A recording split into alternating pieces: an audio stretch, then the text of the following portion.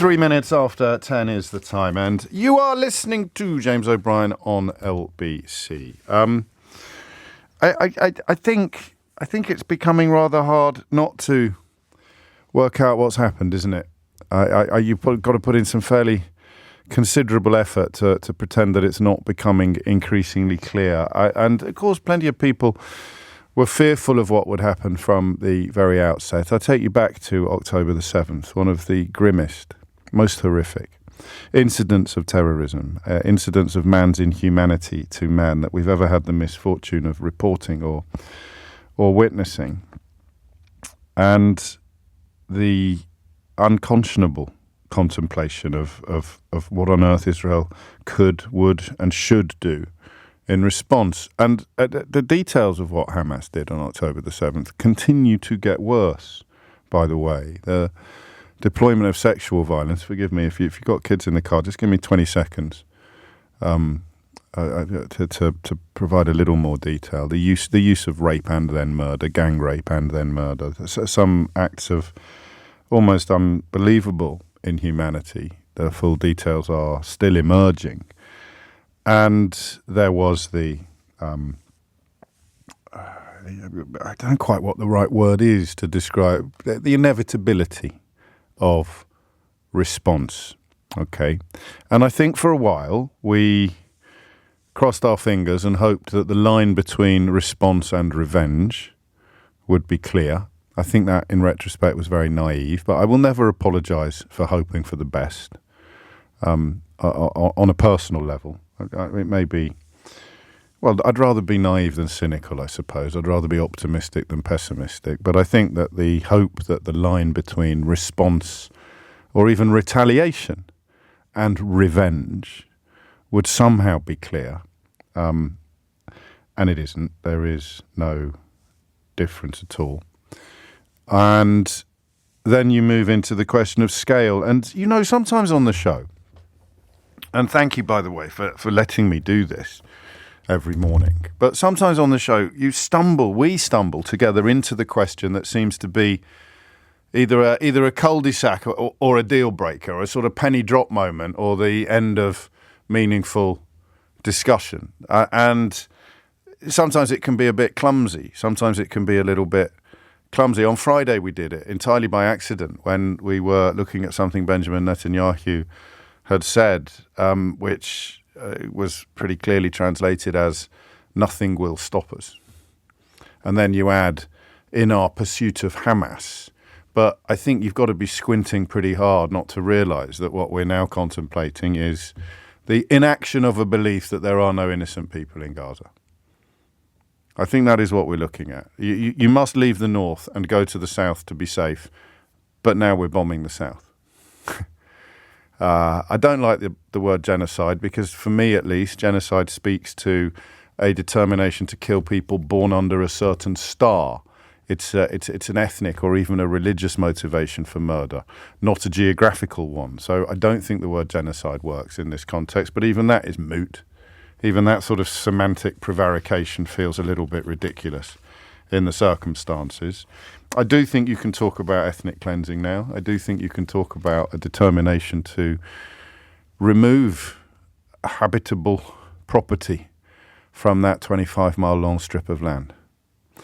And they're doing pretty well when you consider that well over half of the population there have now been displaced. And displaced is a euphemistic word. Displaced is a word that doesn't really deliver the full weight of what it means. You say displaced, you think, oh, just, gone for a walk, move back in next month, next week, maybe even next year. But no, displaced means your house is rubble now. Just think for a minute, whoever you are, wherever you live, whatever you do, just think for a minute of your house being rubble, your home being rubble.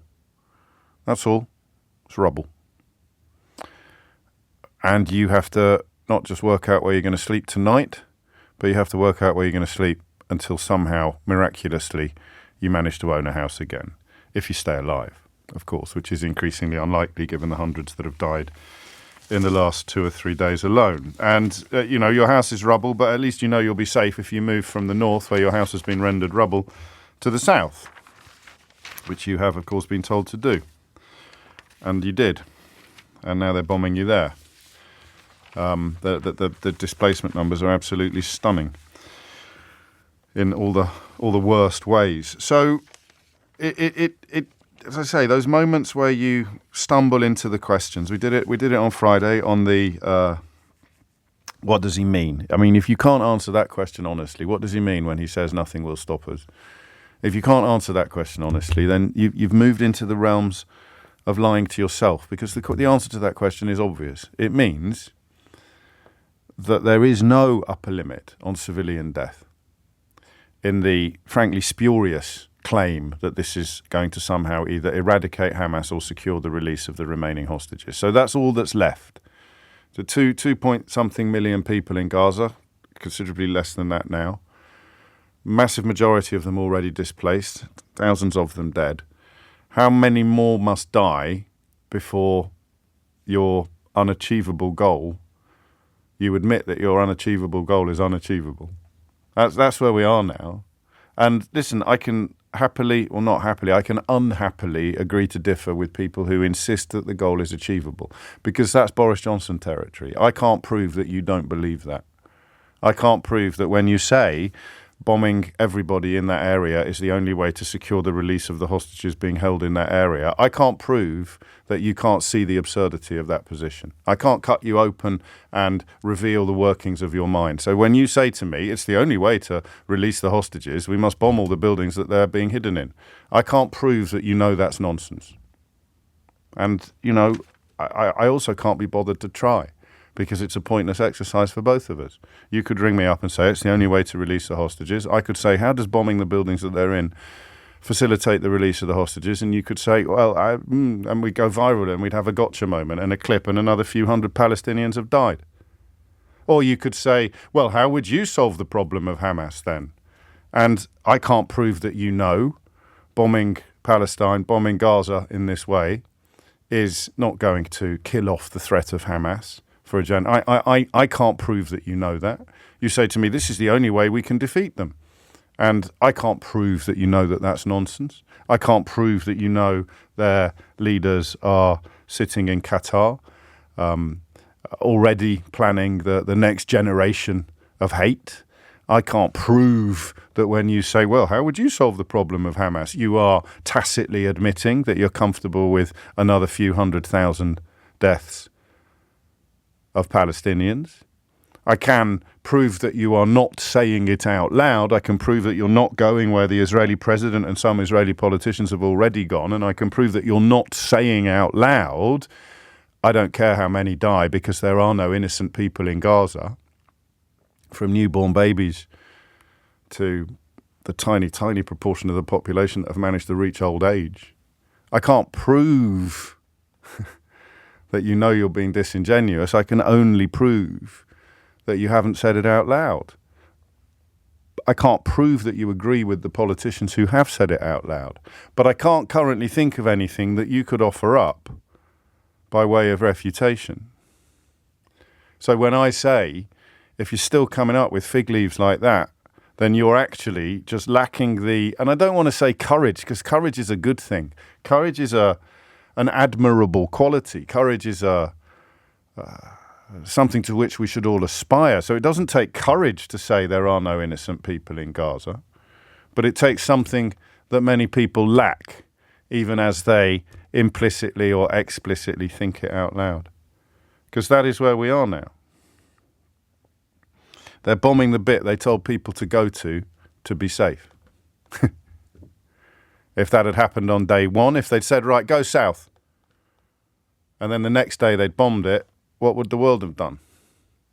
You see how it works. We couldn't do that on day one, so we've waited a few weeks. We told them to go south, and now we're bombing the bit that we told them to go to be safe. Because the absurdity of claiming that this is how you secure the release of hostages held in the territories that are now being bombed is so clear. We have to play a longer game. We have to be incremental. We have to turn the heat up on the pot with the frog in very gently. We can't turn it from 0 to 10 overnight, because then our support in the English-speaking world, because I can tell you for sure that it is largely confined now to America and the United Kingdom for reasons I don't fully understand, would begin to wobble, as indeed it is. The Vice President, Kamala Harris, responding overnight in a way that speaks of some dilution of unquestioning support for the continuing massacre of Palestinians. But imagine if they'd started bombing the south the day after they told everyone to move from the north. What would she have said then? As it is, she says this now on Saturday in Dubai. As Israel defends itself, it matters how. The United States is unequivocal. International humanitarian law must be respected. Too many innocent Palestinians have been killed. Frankly, the scale of civilian suffering and the images and videos coming from Gaza are devastating. I have spoken with members of the Palestinian, Arab, and Muslim communities of America, including those who have lost loved ones in Gaza and American citizens who were injured and evacuated from Gaza. It is truly heartbreaking. As Israel pursues its military objectives in Gaza, we believe Israel must do more to protect innocent civilians. And those are, I suspect, hollow words in that she probably means it, but she knows that her hope is largely vain, because even since she spoke, I think, the Jabalia refugee camp in the north has been hit. Hundreds of Palestinians killed in a 24-hour period, and the intense bombing campaign across the north and south of Gaza for a third day since the end of that truce with Hamas shows no sign of ending. Emmanuel Macron has suggested it will take 10 years to, quotes, eradicate Hamas, end quote. So I hate this, because you are able to hold two conflicting thoughts in your head at the same time. I do. I believe very passionately and very deeply in the existence of the modern state of Israel. I find it an almost unbearably emotive issue. But I can't allow that to justify what I see happening in Gaza. So you can't pick a side, to coin that horrible, meaningless, reductivist phrase. Sadly, we live in a world where you're told to. You're pro-Israel, are you? Then you must be anti-BBC. It's so pathetic to see how our population has been broken down into these sort of binary tub thumpers. But you can't call this anything other than a massacre now. And you can't justify it, frankly, on any level, unless you are prepared to accept the untold killing of completely innocent people in the spurious pursuit of the guilty. And that's the bit I don't quite get. Why do you think so few people in the West currently expressing support for the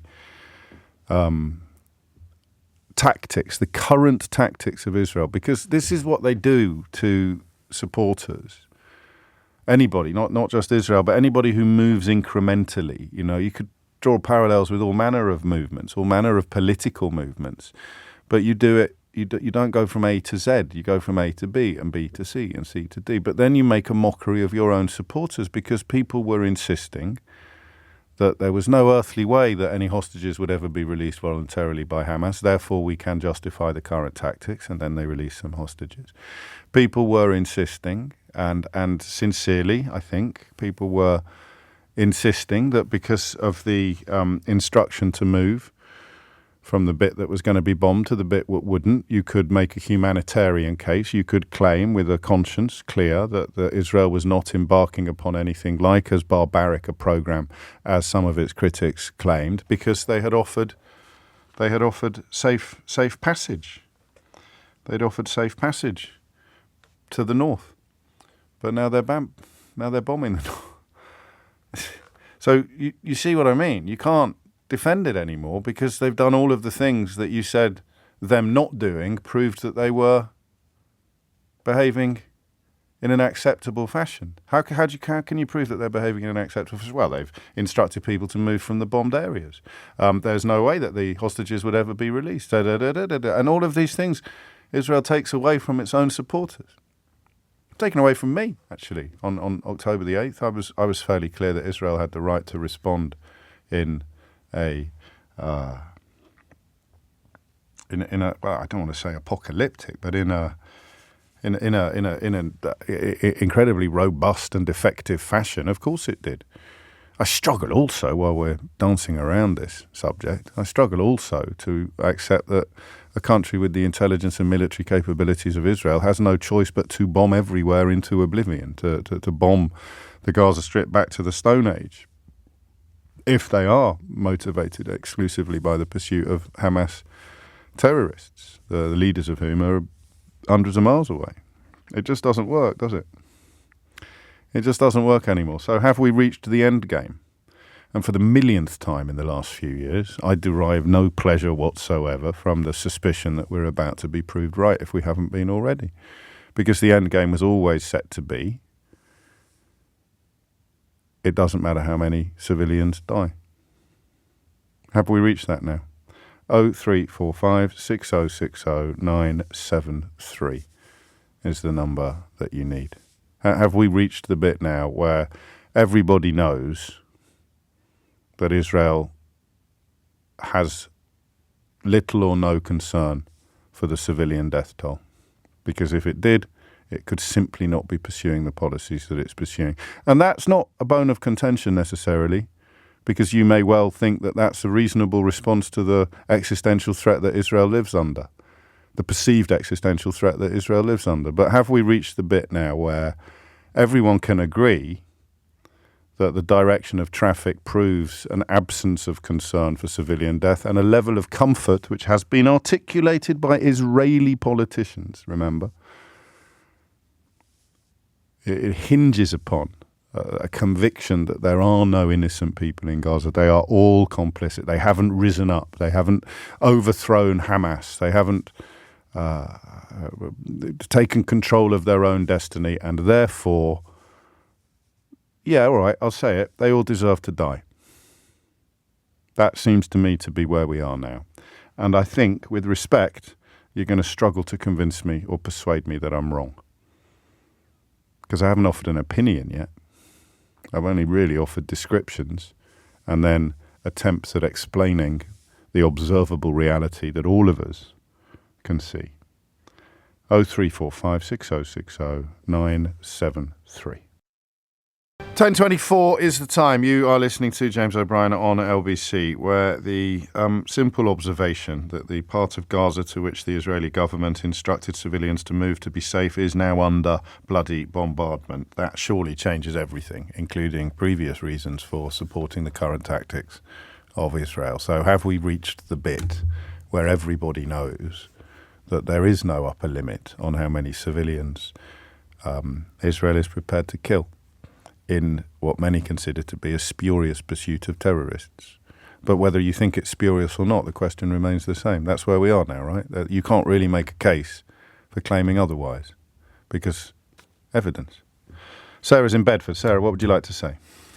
Oh, hi, James. Hello. First-time caller to your show. Blimey. Thank you for having me on.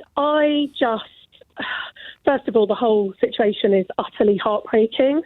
I have been following a lot of journalists on the ground in Gaza, but I've also been trying to keep an eye on the other side of things, as it were, you know, the voices coming from Israel, politicians, and so on. And to be honest with you, I actually feel that before now it was becoming difficult to deny what Israel's endgame was. I'll be honest with you. You know, a lot of politicians and spokespeople in Israel have been very outspoken about sort of eradicating Palestinian people. And I think also what upsets me is the sort of lack of context that we often see in mainstream media around. The focus seems to often be on October the 7th. Now, don't get me wrong, that was appalling and awful, and I in no way condone that.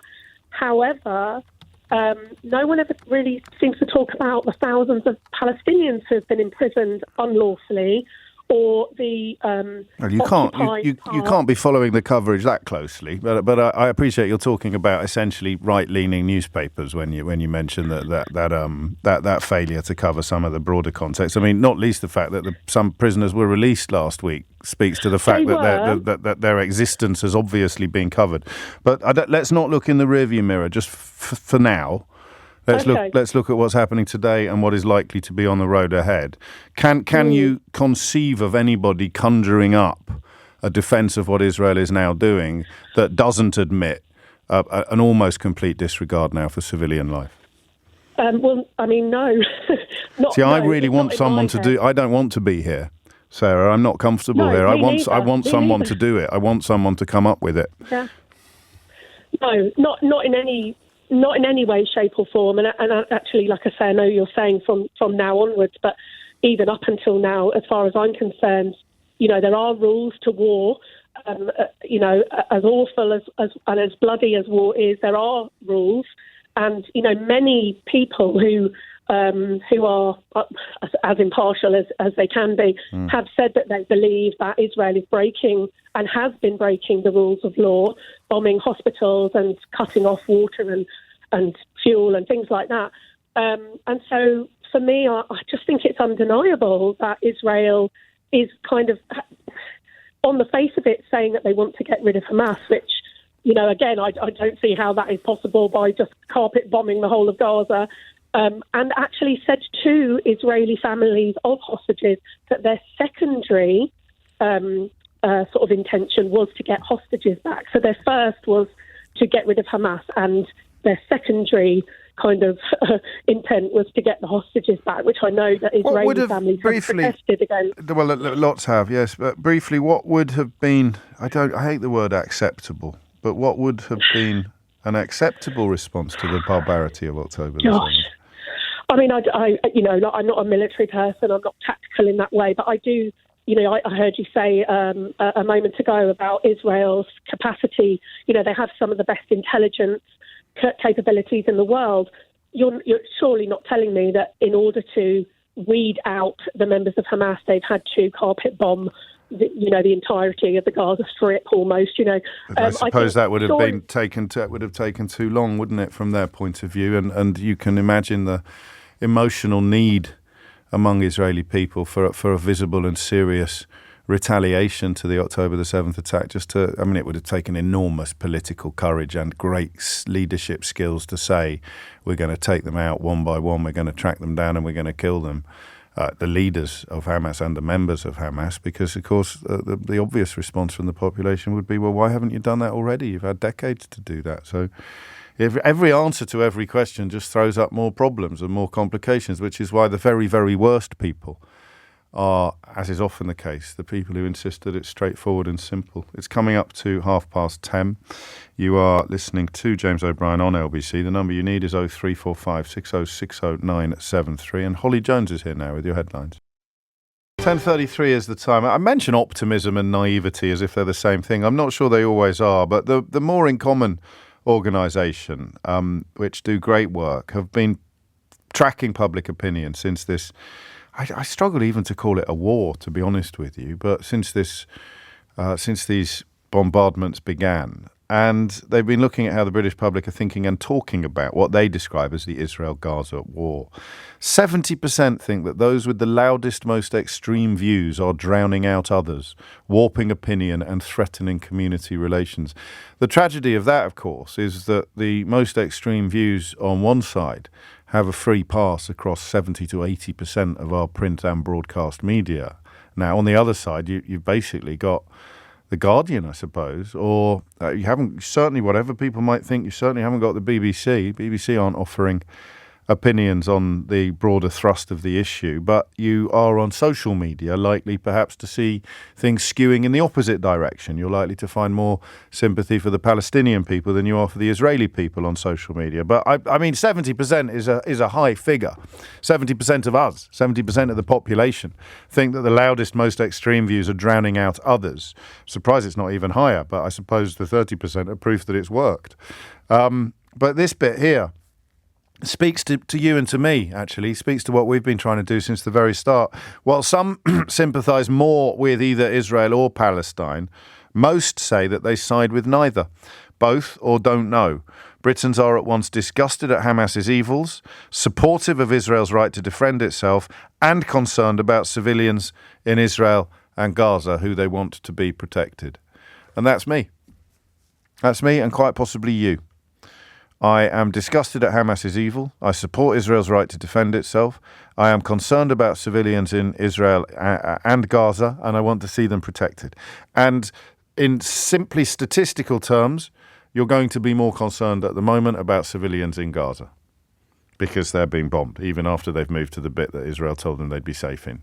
So there it is. That is actually a more accurate reflection of what is going on, and a fairly neat distillation of what we've tried to do on this programme. But everywhere else, of course, is still furiously tub-thumping or attempting to defend Israel's continuing killing of civilians without ever quite having the... What's the word I want? It's not courage. It's not stones. What's the word? So it's like if someone was sitting here giving it lots of semantic pussyfooting about, well, how else would you get rid of Hamas? Or da-da-da-da-da-da-da. What is it that describes their inability to say, I don't have an upper limit on how many civilians I'm prepared to watch die. I will never tell Israel to stop, no matter how many die. I will never call for it to stop. I will always pretend that saying, well, why haven't Hamas surrendered is somehow a valid response to asking why thousands and thousands of people are still dying. I mean, you know, the idea that you don't want Hamas to also stop doing what they're doing while calling for Israel to stop doing what they're doing is so obviously absurd. I sometimes wonder whether it's worth even examining. But text me the word. What's the word you use for somebody who won't actually say out loud what the Israeli president has said out loud, what the Israeli president has essentially said out loud, that there is no such thing as an innocent civilian in Gaza? Why...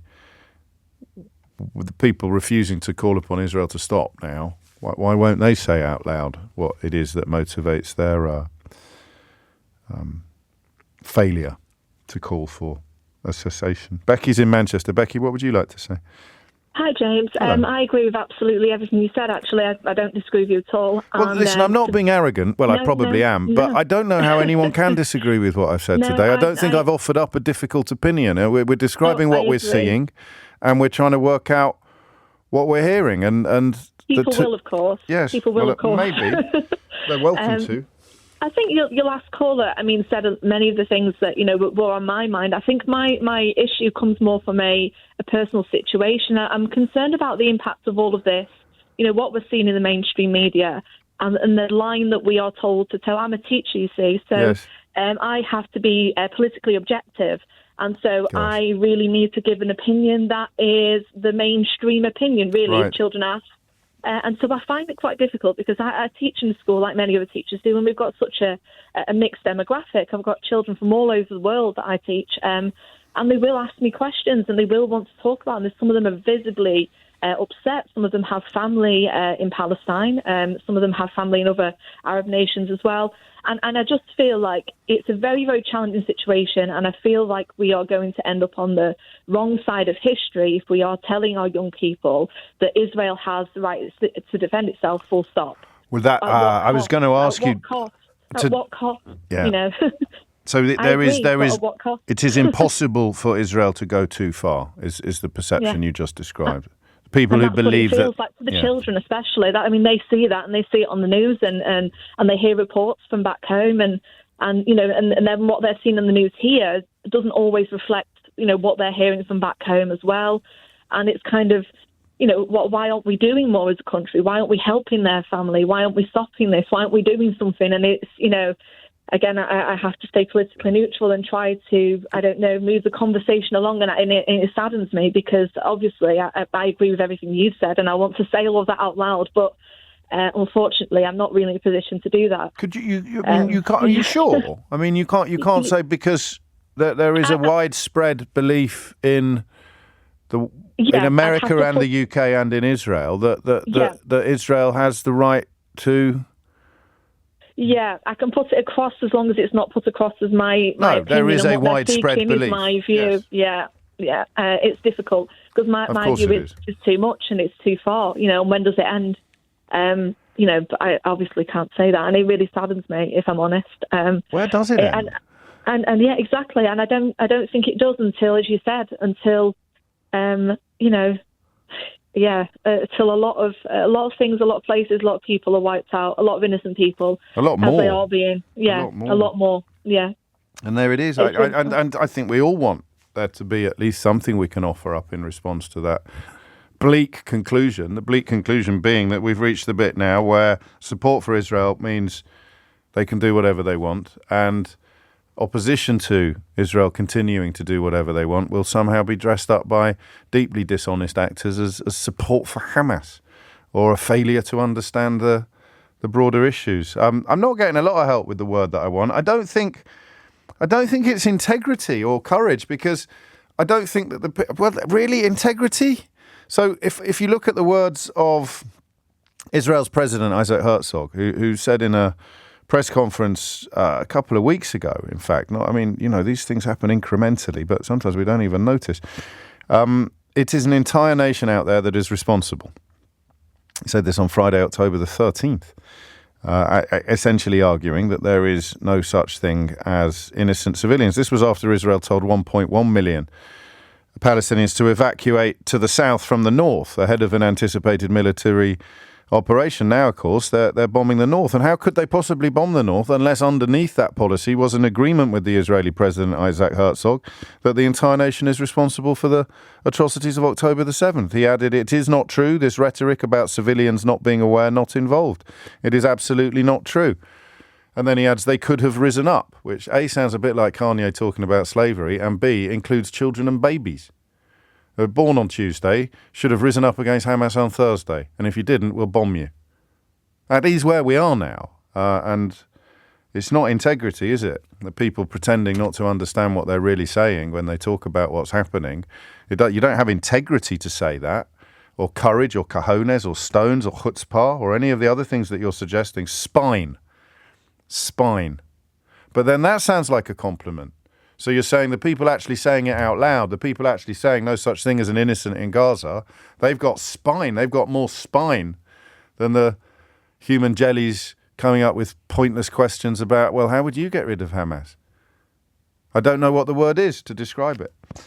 John's in Belfast. John, what would you like to say? Hi there, James.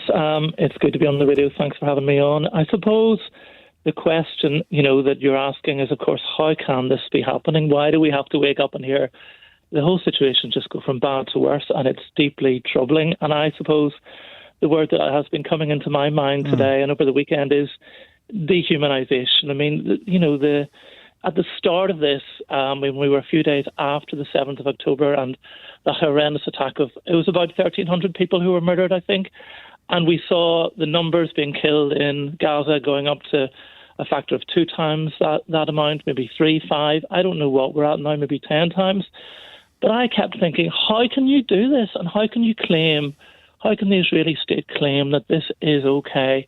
And the only way they can do that, James, I believe, is that there must be an idea that that 2 human lives are not equal, that one is worth more than another. And I think that dehumanizes all of us. I find this an emotional subject because my elderly parents visited and I had them for dinner last night, and I am from Belfast. And my father was remembering how early in the Troubles when, the IRA bombs were happening, Ian Paisley suggested that Britain bomb West Belfast. And thankfully Britain chose not to do that. Did he really? Apparently he did, yes, okay. He did.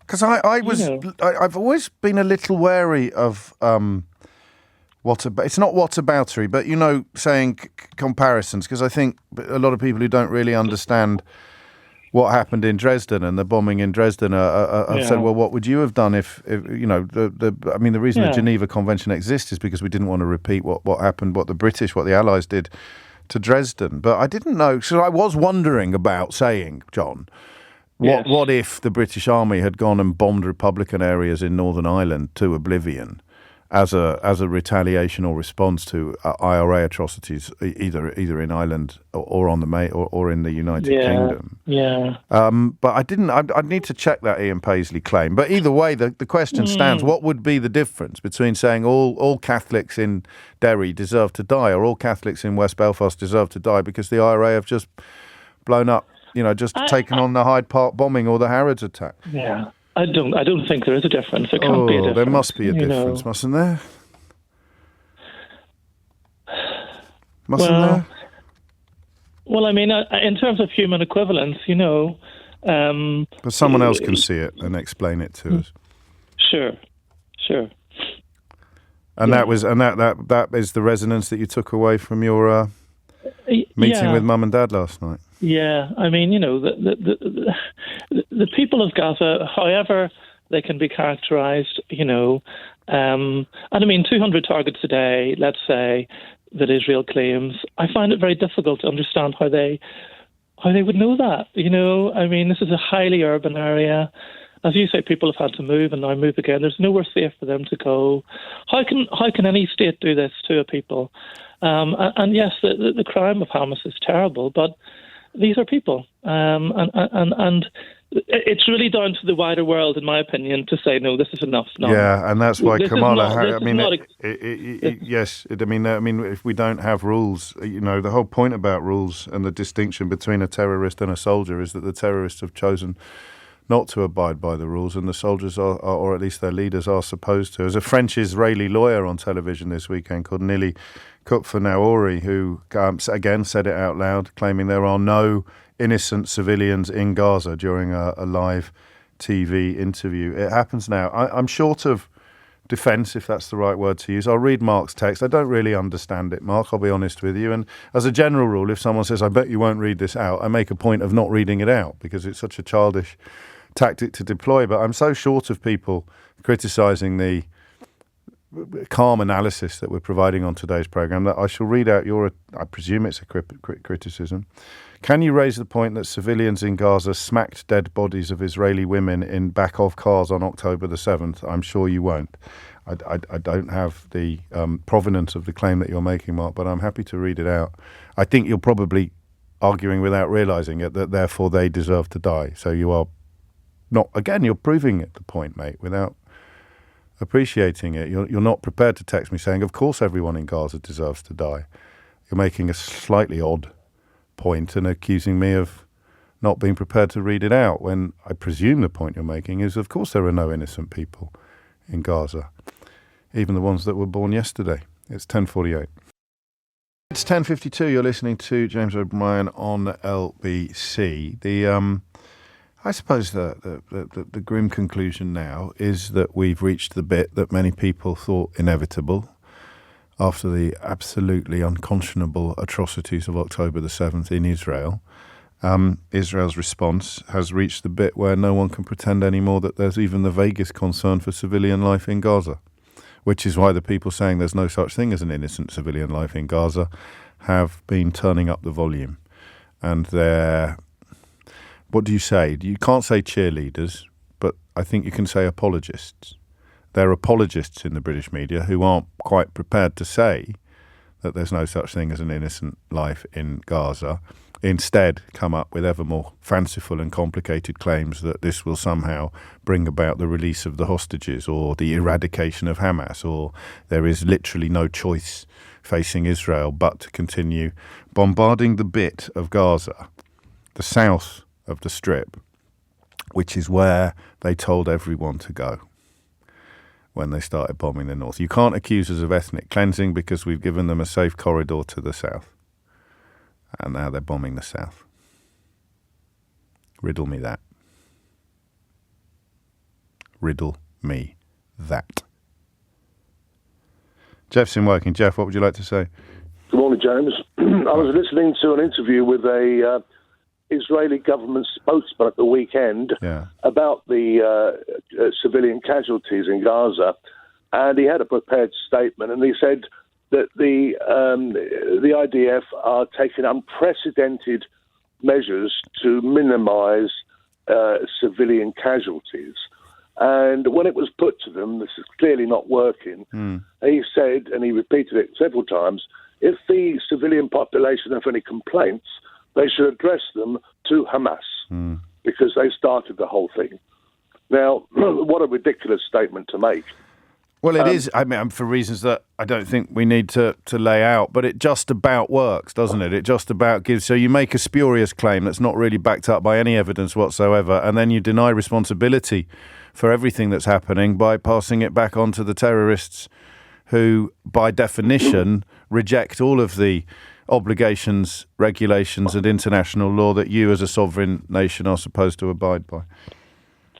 The thing is, James, if I was being cynical, I would say that, the Israelis seem to think, at best, this is just purely collateral damage. At worst, it's part of an end game to wipe out the Palestinian civilian population in Gaza. And I suppose the milestones we pass, the bloody milestones we've passed since October the 7th, that's probably the next one when we start having a fuller and franker conversation about the obliteration of the Gaza Strip in any recognisable form. Yeah. I think perhaps we took the IDF and Israel on their face value, on their word, at the beginning after October the 7th.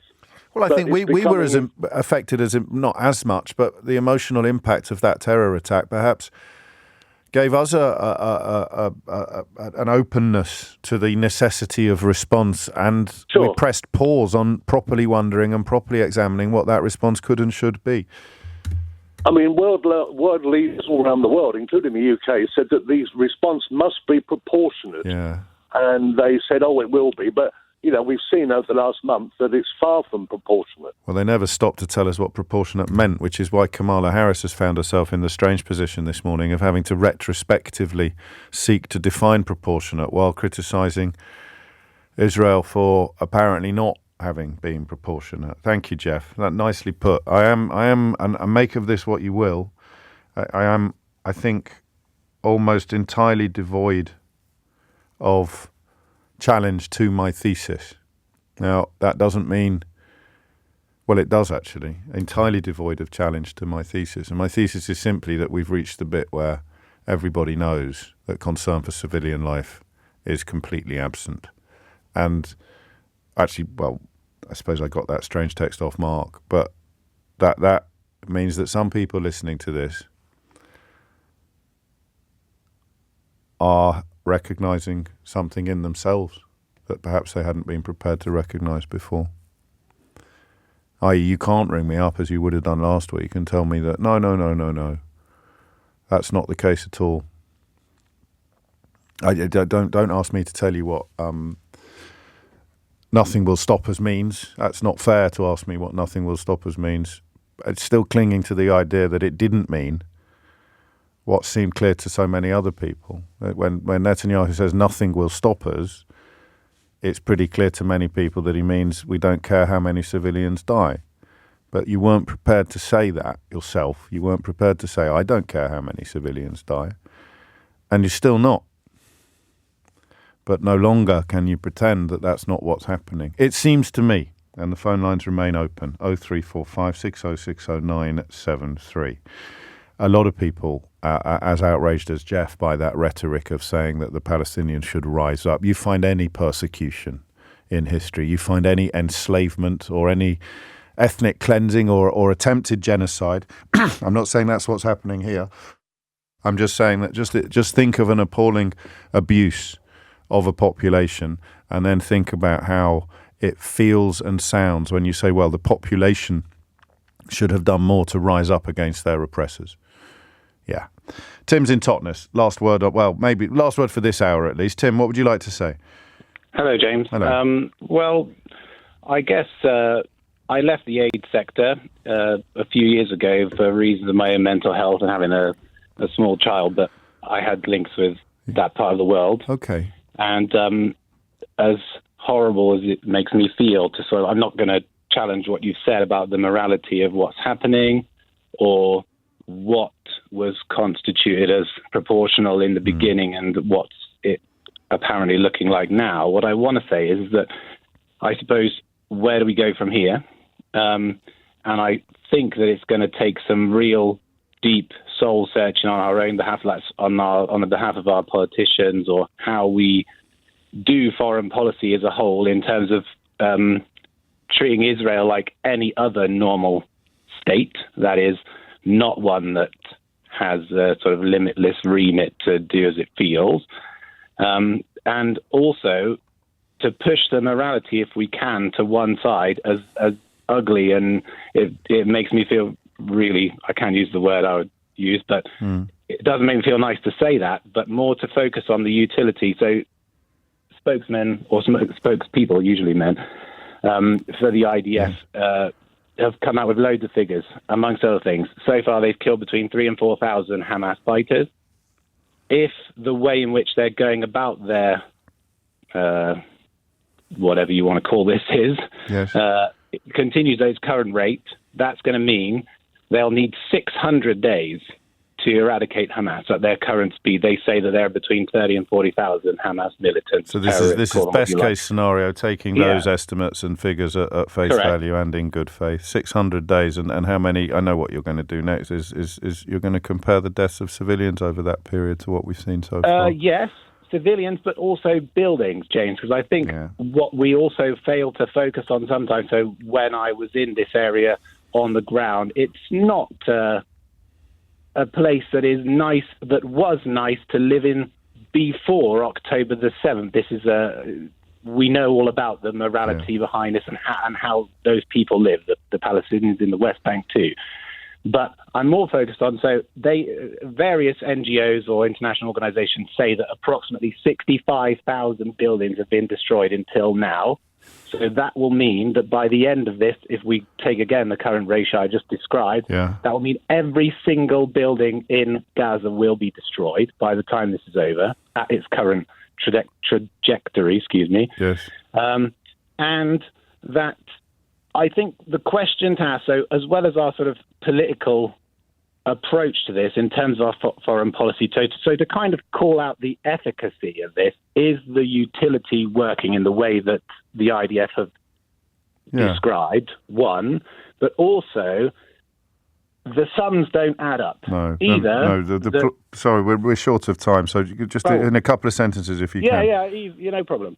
So either these strikes that they're doing, bombs, warheads, etc., are either precise and targeted, and they're failing because they've managed to destroy 65,000 buildings and only 3,000 or 4,000 Hamas fighters, or they're indiscriminate and it's revenge. So I know what I think about that. But if we focus on the efficacy of this, are they getting it right, and how long is it going to take, and what are the consequences going forward? I think this is what our politicians, or Biden, or we started with it last night with Kamala Harris, you had that on earlier, they've got to call this what it is, and that is, yes, there's the background behind it of October, but what are you doing in the meantime, and what are the consequences, and what have you solved? Because if this is your aim, this could be never-ending, far-reaching, and it just means eradication.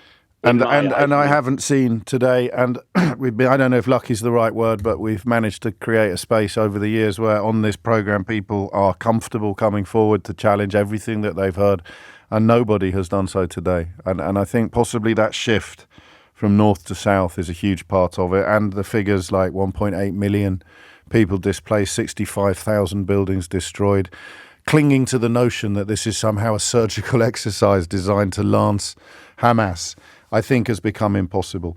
I said I was short of, or in fact entirely devoid of challenge or defence. I still am. I think Jonathan's having a go here. He says, funny that, James, and then he uses capitals to say, not once have you called for the release of hostages and the surrender of Hamas to end the war. You're absolutely right, Jonathan. Not once, but probably 10 times I've done that. But it doesn't matter because you don't hear it. And that's all you've got now. And I feel for you deeply. I really do. It must be awful to be watching the obliteration of humanity across Gaza, the displacement now of over 3/4 of the population, the reducing to rubble of all of these buildings, and thinking that when people say stop now, it is a valid response to reply, why haven't you called for Hamas to surrender to people who have? And that's what the Israeli government has done to you, Jonathan. They've turned you into that person there, texting a radio station, texting someone who has called repeatedly and obviously, but futilely, for Hamas to hand themselves in, to surrender, to release all the hostages. There's literally nobody who doesn't want that to happen, mate.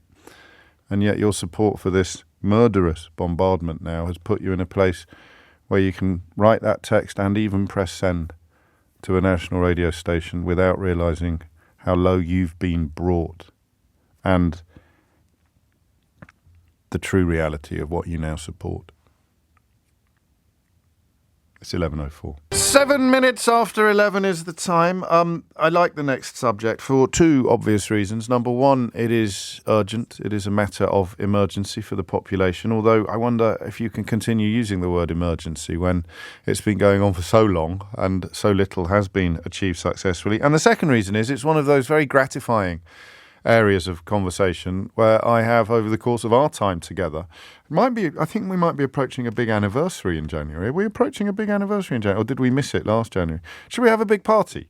Does everyone want to come round to mine? Celebrate 20 years in this slot? Is it 20 years in this slot in January? Does anyone else care? Is anyone else keeping count? I don't know. But over all the years we've spent together, and I was about to say I've stayed the same size during that period, but that's not strictly true. I've fluctuated quite a lot, probably closer to the upper limit than the lower limit at the moment. I think I was at my leanest after COVID, but that doesn't count, does it? Because I didn't eat for a week. But I have stayed more or less the same size over the course of our time together, over all our years together. You, however, have grown exponentially. If I look at the figures, both in terms of audience size and in terms of personal dimensions. But one of the things I have been, and I don't see any prospect whatsoever of me changing my mind or turning back again, but I was absolutely hideous on the subject of obesity. And I think that my previous hideousness is part of the answer to a question that I'm about to ask you. Because the question I'm about to ask you is, why have we failed so completely as a nation? And I do want to make it meta. I want to make it macro. The reason why you have failed to tackle obesity on a personal scale might be pertinent to the bigger question, but I do want the bigger question. I do want to know why, as a country, as a society, we've now reached a place, despite years of warning, very, very, very loud warnings, not just from medical professionals, but also from Latter-day Saints like Jamie Oliver, telling us again and again and again that this path we were on was not only going to be hugely costly to our life expectancy and general health, but also to the public purse. Henry Dimbleby, who the recent governments have preferred to Jamie Oliver for reasons they've never fully explained, I suppose being a Nepo baby might be part of it, has given his view today, and it is that Britain's weight problem is now costing almost £100 billion a year, and is a large part of the problem of people who could work not working. Obesity as a disability or obesity as a lifestyle choice, however you prefer to see it, and I'm very much in the former category. However you prefer to see it, the estimation is that the cost is expected to grow by another £10 billion over the next 15 years as Britain continues to get older and sicker. This is a comprehensive report on the impact of obesity on the country's finances. So clearly, thank you, Ash in Liverpool, has pointed out I have actually lost my hair over that period of time that we spent together. This is true. Thank you. Part of the problem is probably people like me. But I don't know whether I'm a chicken or an egg. That's not an answers on a postcard question. I don't know whether I'm a chicken and an egg. So that rather easy, lazy. In fact, you can put them in another piece, can't you? You would go pro-Israel, anti-BBC. You think that obesity can be solved by eating less and exercising more. This incredibly lazy chocolate box of opinions that seems to be shared by pretty much everybody who's ever cashed a Rupert Murdoch cheque is a very reliable indicator when you look at the last 4 chocolates they've eaten at what the next chocolate they pick from the box will be. So I used to be in that camp.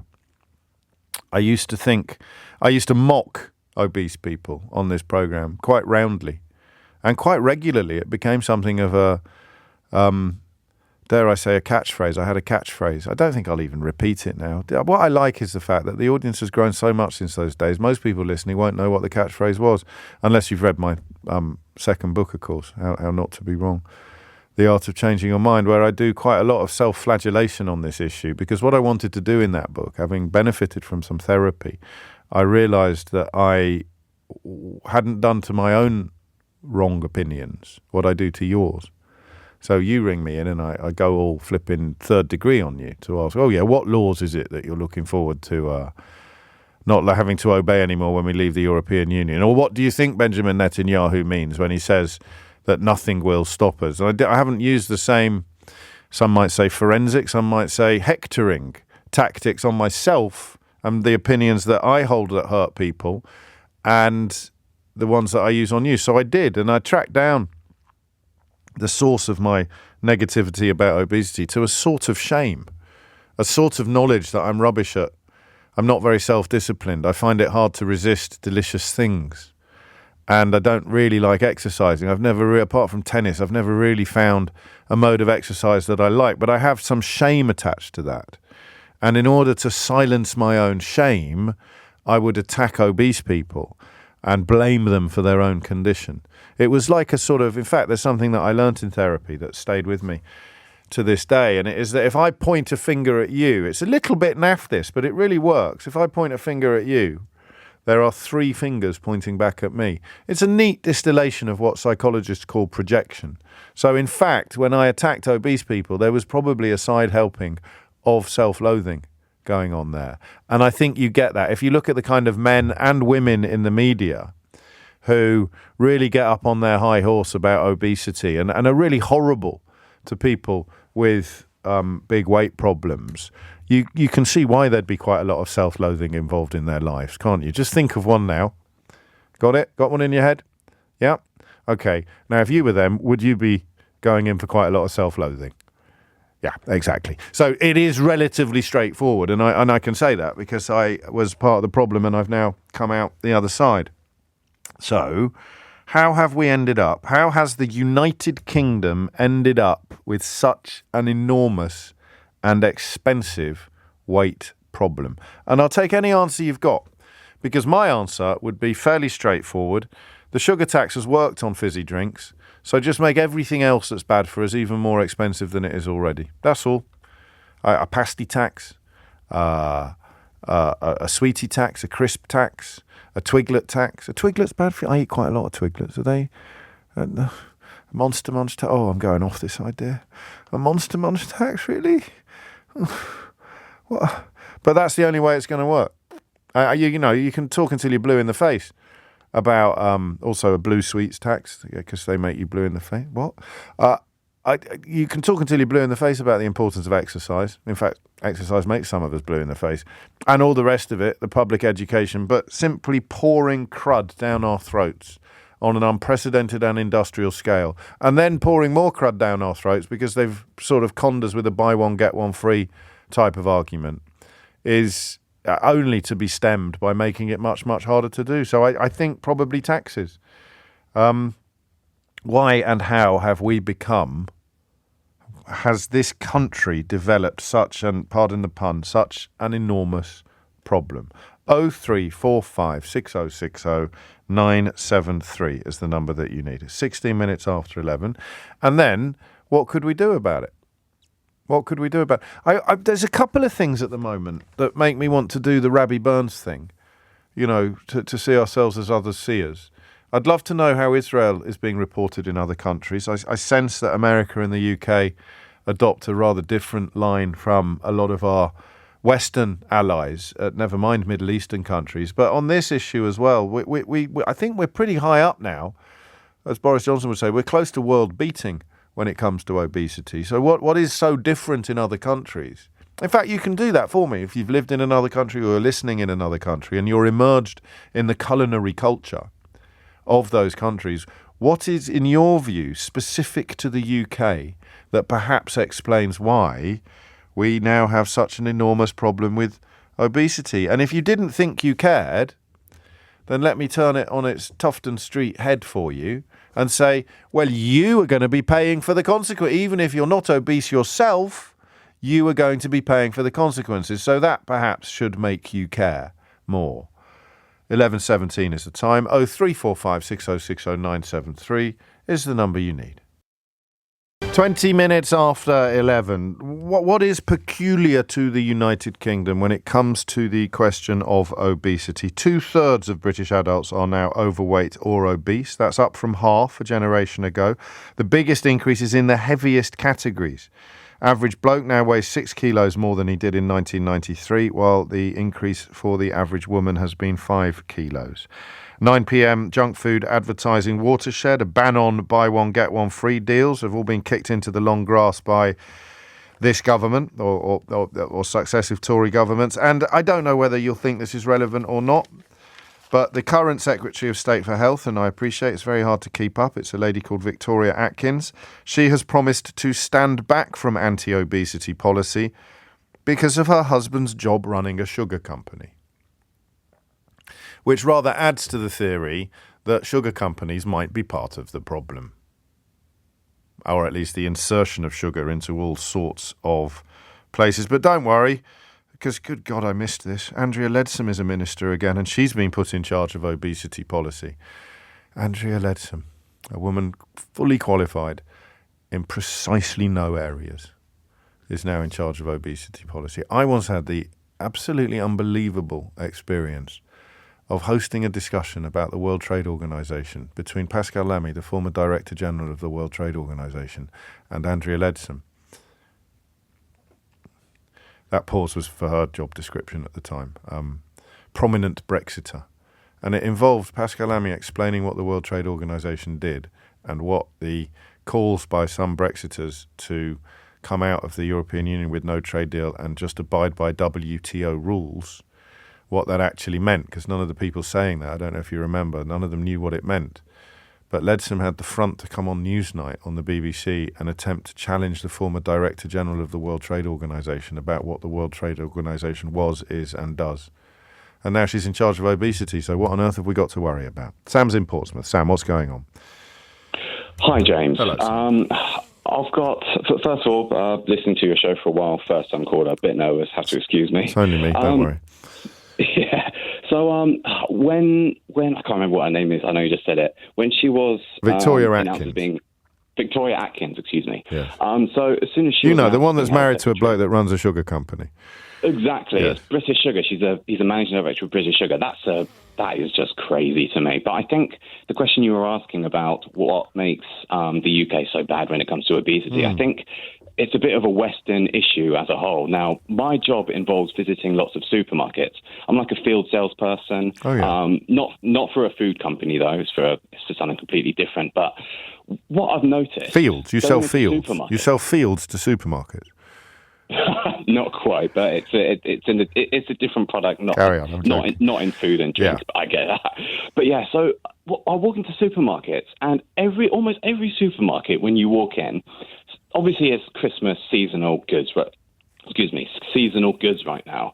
Almost everything in that aisle is food. I won't even really call it food. It's just rubbish made in a lab, really, full of sugar, preservatives, all of these colourful things.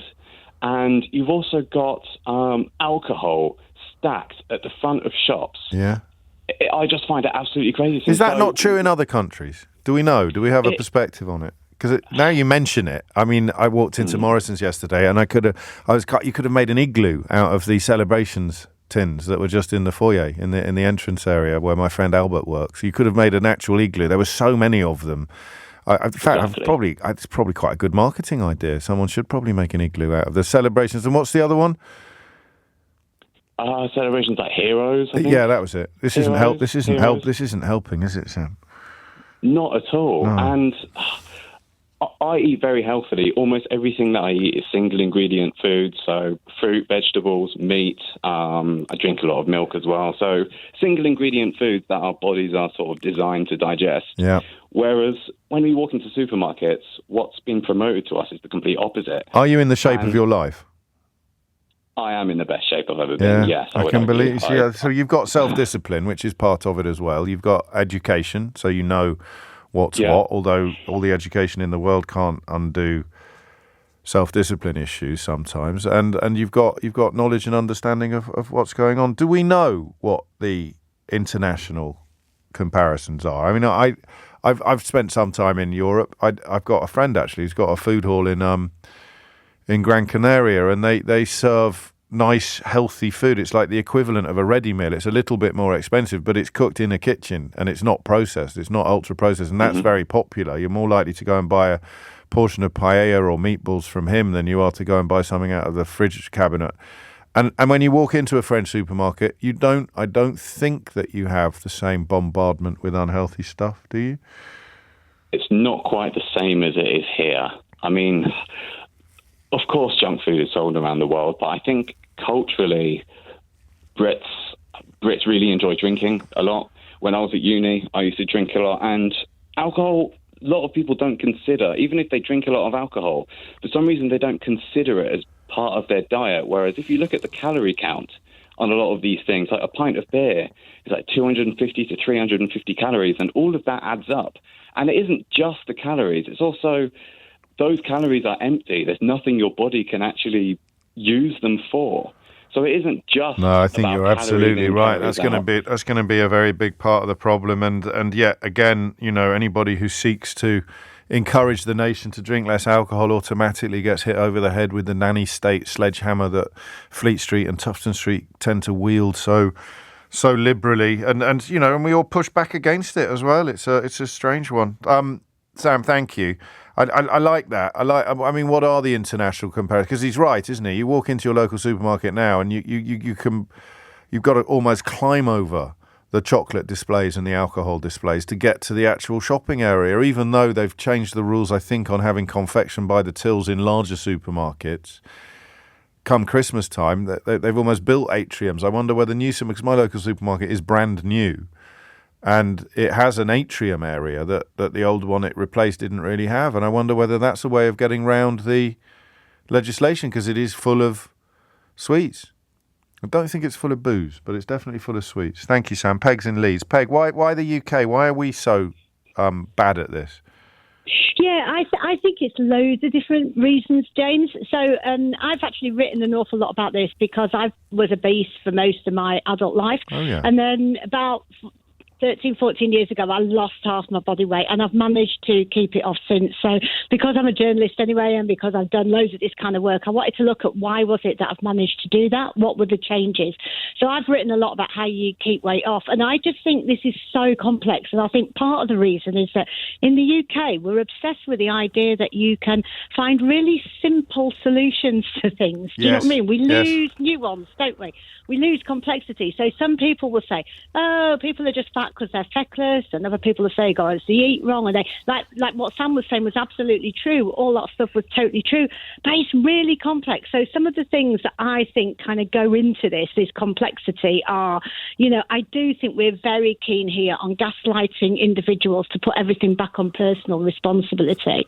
So we say it's your fault if you're overweight, it's your fault if you're obese, just eat less, move more, change what you're doing. We don't look at the fact that we've institutionalised obesity, like you were saying. We don't tax things. We've made it really hard to buy fresh fruit, fresh veg. It's really expensive. I'm going to get on a train later today. The chances of getting anything fresh or healthy on that to eat virtually impossible. Even school dinners, hospitals meals, we've made that really difficult. So we just gaslight people basically to do that. We work the longest hours, don't we? So we've made it really hard. Do we? Yeah, I think we do. I think in Europe we work the longest hours. We've taken cooking lessons out of schools, so loads of kids and loads of families don't know how to cook because we've taken those lessons out of it. Why have we done that? Why have we done save a few quid in the short term, was it? Cost us a fortune in the long term. A few quid, because, we're all supposed to be learning by rote, aren't we, to get through exams and SATs, so we don't do as much, Such a simple thing, though, such an obvious improvement to our lives. Absolutely, to enable us to grow up, because we don't really teach, do we, at school, subjects that actually enable us to kind of live. I mean, I also heard a really interesting conversation when I was at a regeneration conference a few years ago. I used to work in regeneration, and I heard somebody talk about how they reckoned you could link quite a bit of obesity to the design of social housing, and when we lost the dining room in social housing. And there's actually quite a lot of research that suggests... Because people are sitting on the sofa. Yeah, that in other countries they sit down for family meals, and the minute you sit down for a meal, you turn the telly off, you concentrate on what you're eating. Actually, in other European countries, certainly, they probably eat more than us, but they do it more slowly. They make time for meals as families, they may have siestas. I mean, it's all these different things, I think. And we have to, I think, also look at then the support for individuals has to be much more nuanced. It has to be much more personalised, and really think about people's lives and where people are at in their lives, what the challenges are. You've taken me up to the news. You've taken me all the way up to the news, but in spectacular form, Peg, for which I'm grateful. And I do think, once again, the sort of exertion and expense you describe, short-term governments balk at, despite the fact that long-term costs are now costing £100 billion a year.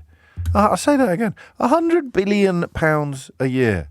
There'll be someone wanging on about foreign aid in a couple of weeks because it's costing us tuppence halfpenny to help keep the birth rate down in we can't say Rwanda anymore, can you? Because they're our great allies and aids when it comes to dealing with refugees.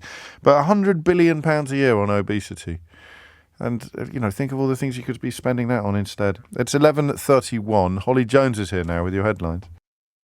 25 minutes to 12 is the time. I'm never quite sure about this, but someone showed me the figures for the whole show podcast the other day, and it is actually extraordinary how many people are now enjoying the show when it's not live. Of course, with the Global Player app, you can rewind and pause and be in complete control of it. But I don't think it counts for my radar, so I don't know if I should be plugging it as much as I do. But I will, because I care more about the quality of your life than I do about the size of my own audience. I want to improve your life, even if it costs me listeners on the official measure of Radar. But if you go to wherever you get your... Well, that's how I am. That's how I roll.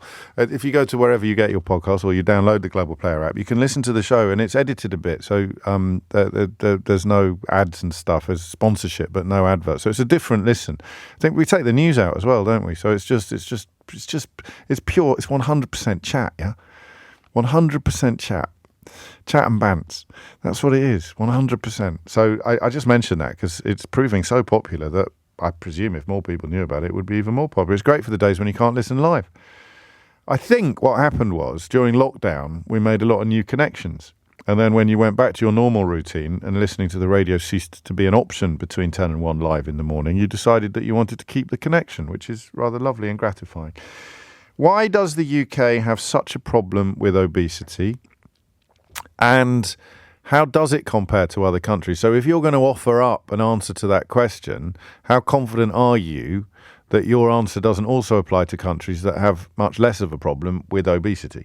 Ryan is in Leicester. Ryan, what would you like to say? Good morning. Hello. Thanks for bringing this up. This is something that I'm quite passionate about, previously being obese. Okay. And it is definitely very complex. Listening to some of your other callers, their input's been great as well. But to oversimplify it as much as I can, I think it does come down to the individual.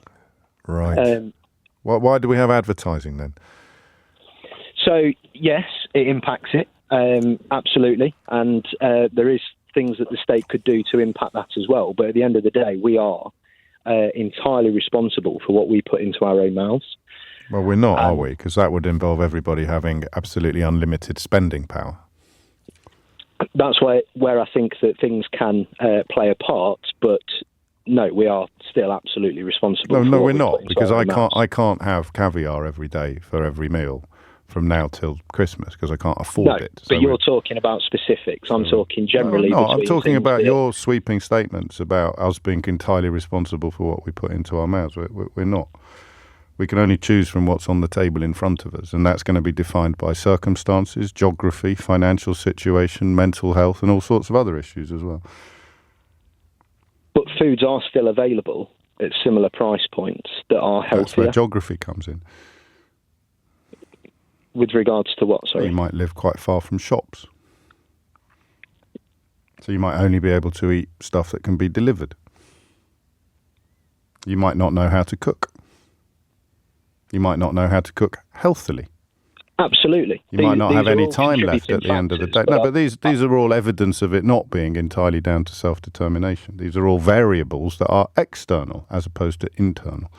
Absolutely. But you are still responsible for what you put into your own mouth. Up to a point, and that point would include what's advertising for. But the advertising doesn't choose for you. No, but it takes away your freedom. It encourages you to believe that if you eat this or drink that or go there or do that, then it will improve your quality of life. There's a reason why these companies spend billions of pounds a year trying to influence our choices. And by influencing our choices, they take away our freedom of choice. So it ceases to be a matter of internal autonomy and instead becomes a subject of external influence. Yes, but that's where then self-discipline comes into it as well. Right. So if we had lots of self-discipline, advertising wouldn't work. It wouldn't have the impact that it has now. Absolutely. But we live in a world. Where it does, and that's the world we're trying to legislate for. Yes. So if we were to work on our own self-discipline and our own responsibility to put things into our mouths that aren't going to make us obese. And where do we go for guidance on that? Well, I would say that most of it is pretty self-explanatory. Well, for you it is, but I'm thinking about all the people for whom it isn't, which is, of course, the people about whom we're talking. So where do they go for their guidance on that? And let's start with a 10-year-old child. Right, okay, yeah, absolutely. So, yeah, for them it's going to be their parents. And I know exactly the route that you're going to take this conversation from that. Well, then say it out loud, because their parents aren't doing it. So who helps that 10-year-old child? Yes, you're absolutely right. I know, but that's not an answer to the question of who helps that 10-year-old child. If it is a child that we're talking about, then yes, it's the responsibility of their parents. But it still comes back to that self-discipline. No, but the parents aren't doing it. The parents aren't doing it. So who helps that 10-year-old child? Schools. Right. So that's the taxpayer. Okay. And then the parents who have managed to reach adulthood without understanding any of this stuff or without developing good habits or without having the knowledge that they need, who's going to help them? I feel that if someone is an adult and that they've got to that point in their life and they don't know what putting unhealthy foods into their mouth is going to do to them, then there is a bigger conversation to be had. So how did you get to that point? Laziness. So you knew what was good for you and you knew all the right things to do, you just chose not to do it? Yeah. So that's a mental health issue? No, I wouldn't categorise it as that personally. Okay, I would. I would say that I would, because that way it sounds like I'm trying to help you rather than castigate and insult you. Yeah, but I think that we need to be honest in these conversations. I am being honest. Very. Yeah, and so am I. And what you said earlier about you being responsible for jokes that you've made about fat shaming, I would actually defend what you used to do. I thought you might. In a way. Yeah. Yeah, because I think that that's part of the problem as well, is that we are now within a culture. So what we need more bullying of fat people is what you're saying? No. Well, sorry, I misunderstood you then, because I used to bully fat people, and you just said you defended that, and you think we need more of it. From what you said, I wouldn't have took that as bullying. Well, I said it, and it was. What I would say is that there is a difference between condoning, celebrating, and not accepting of people getting to that point. And not only do I think that we've gone past condoning, I think that we're in a day and age now where we almost celebrate people being of a plus size. Right. And I think that impacts things as well. Because if people are thinking that is okay, that people are going to celebrate them for being of that body shape, it's not a body shape. So what should we do instead? In a sentence, right, because we're going to run out of time. Here is an obese person. They are in desperate need of help. And how do we help them by being less kind and accommodating? I haven't got the answers for that. Hey? For me, it would be to improve your self-discipline. But how can I generalise that? That is what the phone-in's about. It's about a population. I mean, that's almost the definition of generalisation, isn't it? It is, but then, as you say, the solutions to that can't be general.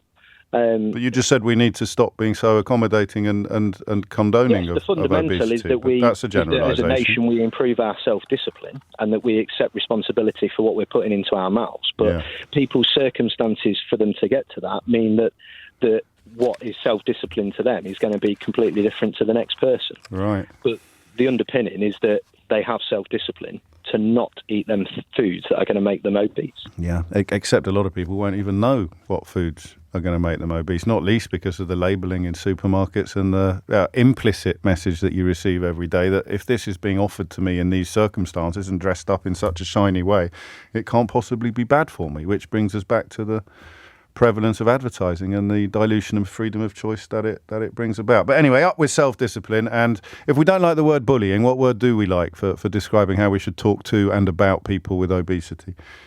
Honesty. Okay. So you just say you're very fat to people? If the conversation calls for it, then yes. Well, I mean, when wouldn't it call for it? Well, if you're just going around openly in public and just when would it call? When would it be called? When would it be called for then? As a societal issue, if at the moment we're being too nice to people who are obese, how could we be less nice?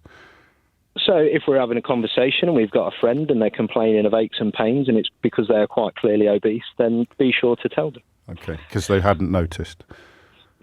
Some people might not have. Okay. It's 11:45. This can't be real, can it? Is this real? Let me just check the provenance of this. Miranda, school lunches in France. Yeah, it is. Well, listen to this. I don't know that my French is up to translating it, but you get like a 3-course meal for your... So we're looking at why the obesity problem in this country is so great. We're sceptical of the idea that it is all down to self-discipline because, well, you know, smoking, for example. If only, I don't know why the government got involved in stuff like that. So this is a normal day in France for school lunch. You get... my language is a poor... So radish beurre, would that be a radish? Radish, R-A-D-I-S. Radish and butter. It's actually really nice radish, like a nice French radish, a little bit of sea salt on it. But in a school lunch, and then you got pizza au thon, which I think is tuna. So a tuna pizza, probably not for me, but if it's all that's on offer, you're going to eat it. Be all right with it, a tuna pizza? Haricot vert, that's green beans, that is. Seriously, I believe.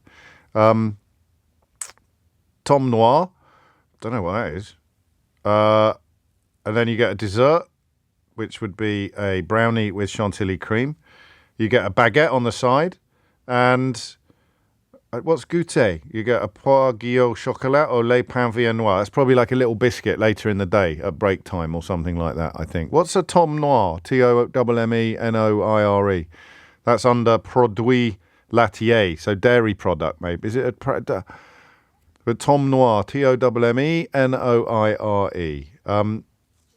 So it sounds like it might be a bit cheesy. What else do you get under that later in the week? Hang on Tuesdays, for your Tom Noir, for your produits laitiers, you get a Petit Louis, fromage frais, brie, mimolette. So it's a dairy product. So you get, that's actually literally saying some dairy in your menu. So it breaks down into starter, main course, side, dairy, dessert, and then bread, really.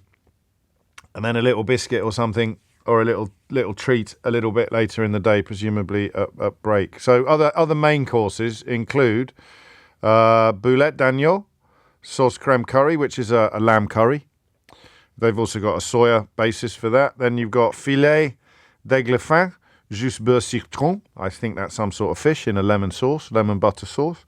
Sauté de la porree à la moutarde. I don't know what that is. So pork, mustardy pork, but you can have an omelette with mushrooms if you're a vegetarian. And then nuggets de blé. What's blé? B-L-E, acute with an accent. Blé, blé, nougat de blé. So that's French. So there you go. So you are already inculcating a lifetime of healthier eating in French schools than the turkey twizzlers that I think have crept back onto the menus in British schools since Jamie did his thing. A Tom is a hard cheese. It's one of the ones in the black wax. That's why it's noir. So, the cheese, like a Baby Bell, but not. Yeah. Lottie's in Oundle. Lottie, why the UK? Why do we have such a peculiar problem with this issue? Well, thank you for having me on, James. You're very welcome.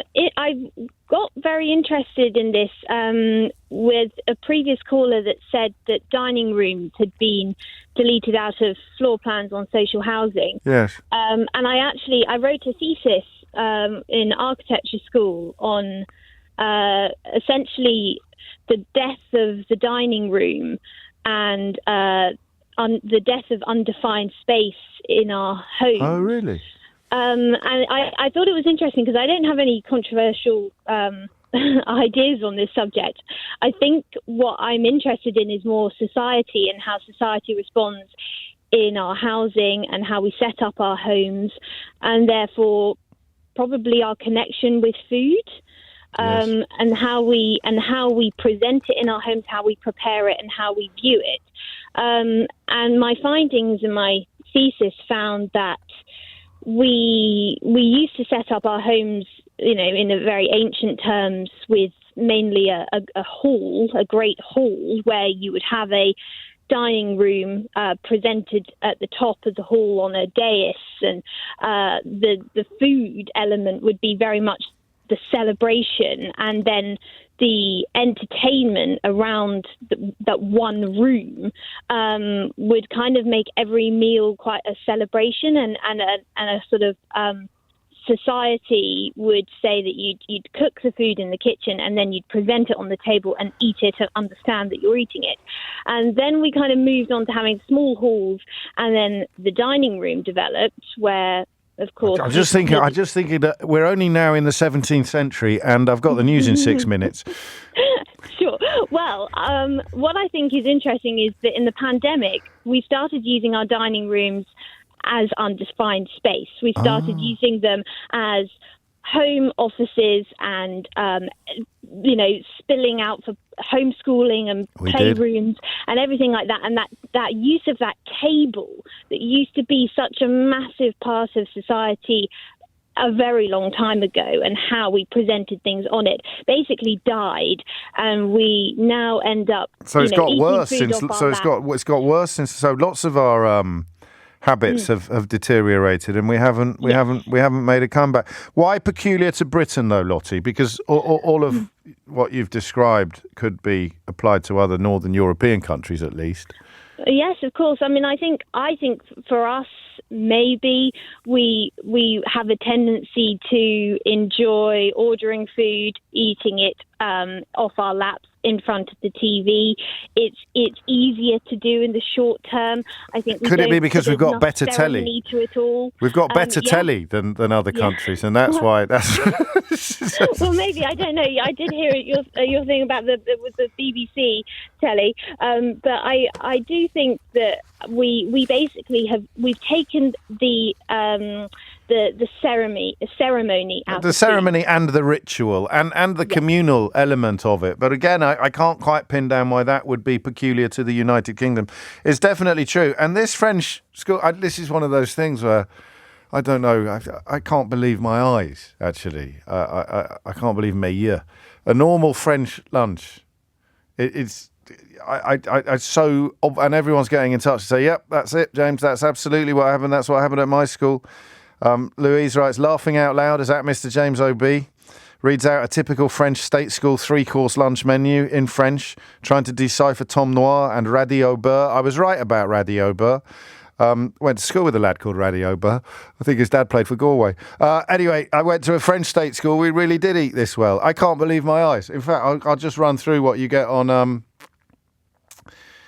I'll run through what you get on Fridays, shall I? So you get a starter, concombre sauce, fromage, blanc et ciboulette. So that's cucumbers and something else in a cheesy sauce.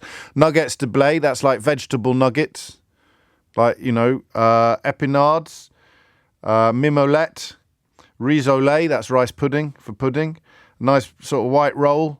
And then later in the day, you get a crème de marron with a kiwi and a petit pain. So obviously you have a bit of a treat on Fridays. And that is a normal meal, and they have it over 1.5 hours, and they go out for lunch. So the mystery of why the UK is in such dire straits is possibly not such a mystery after all. Darren is in Glasgow. Darren, what would you like to say? Hi, James. Thanks for having me on. You're very welcome.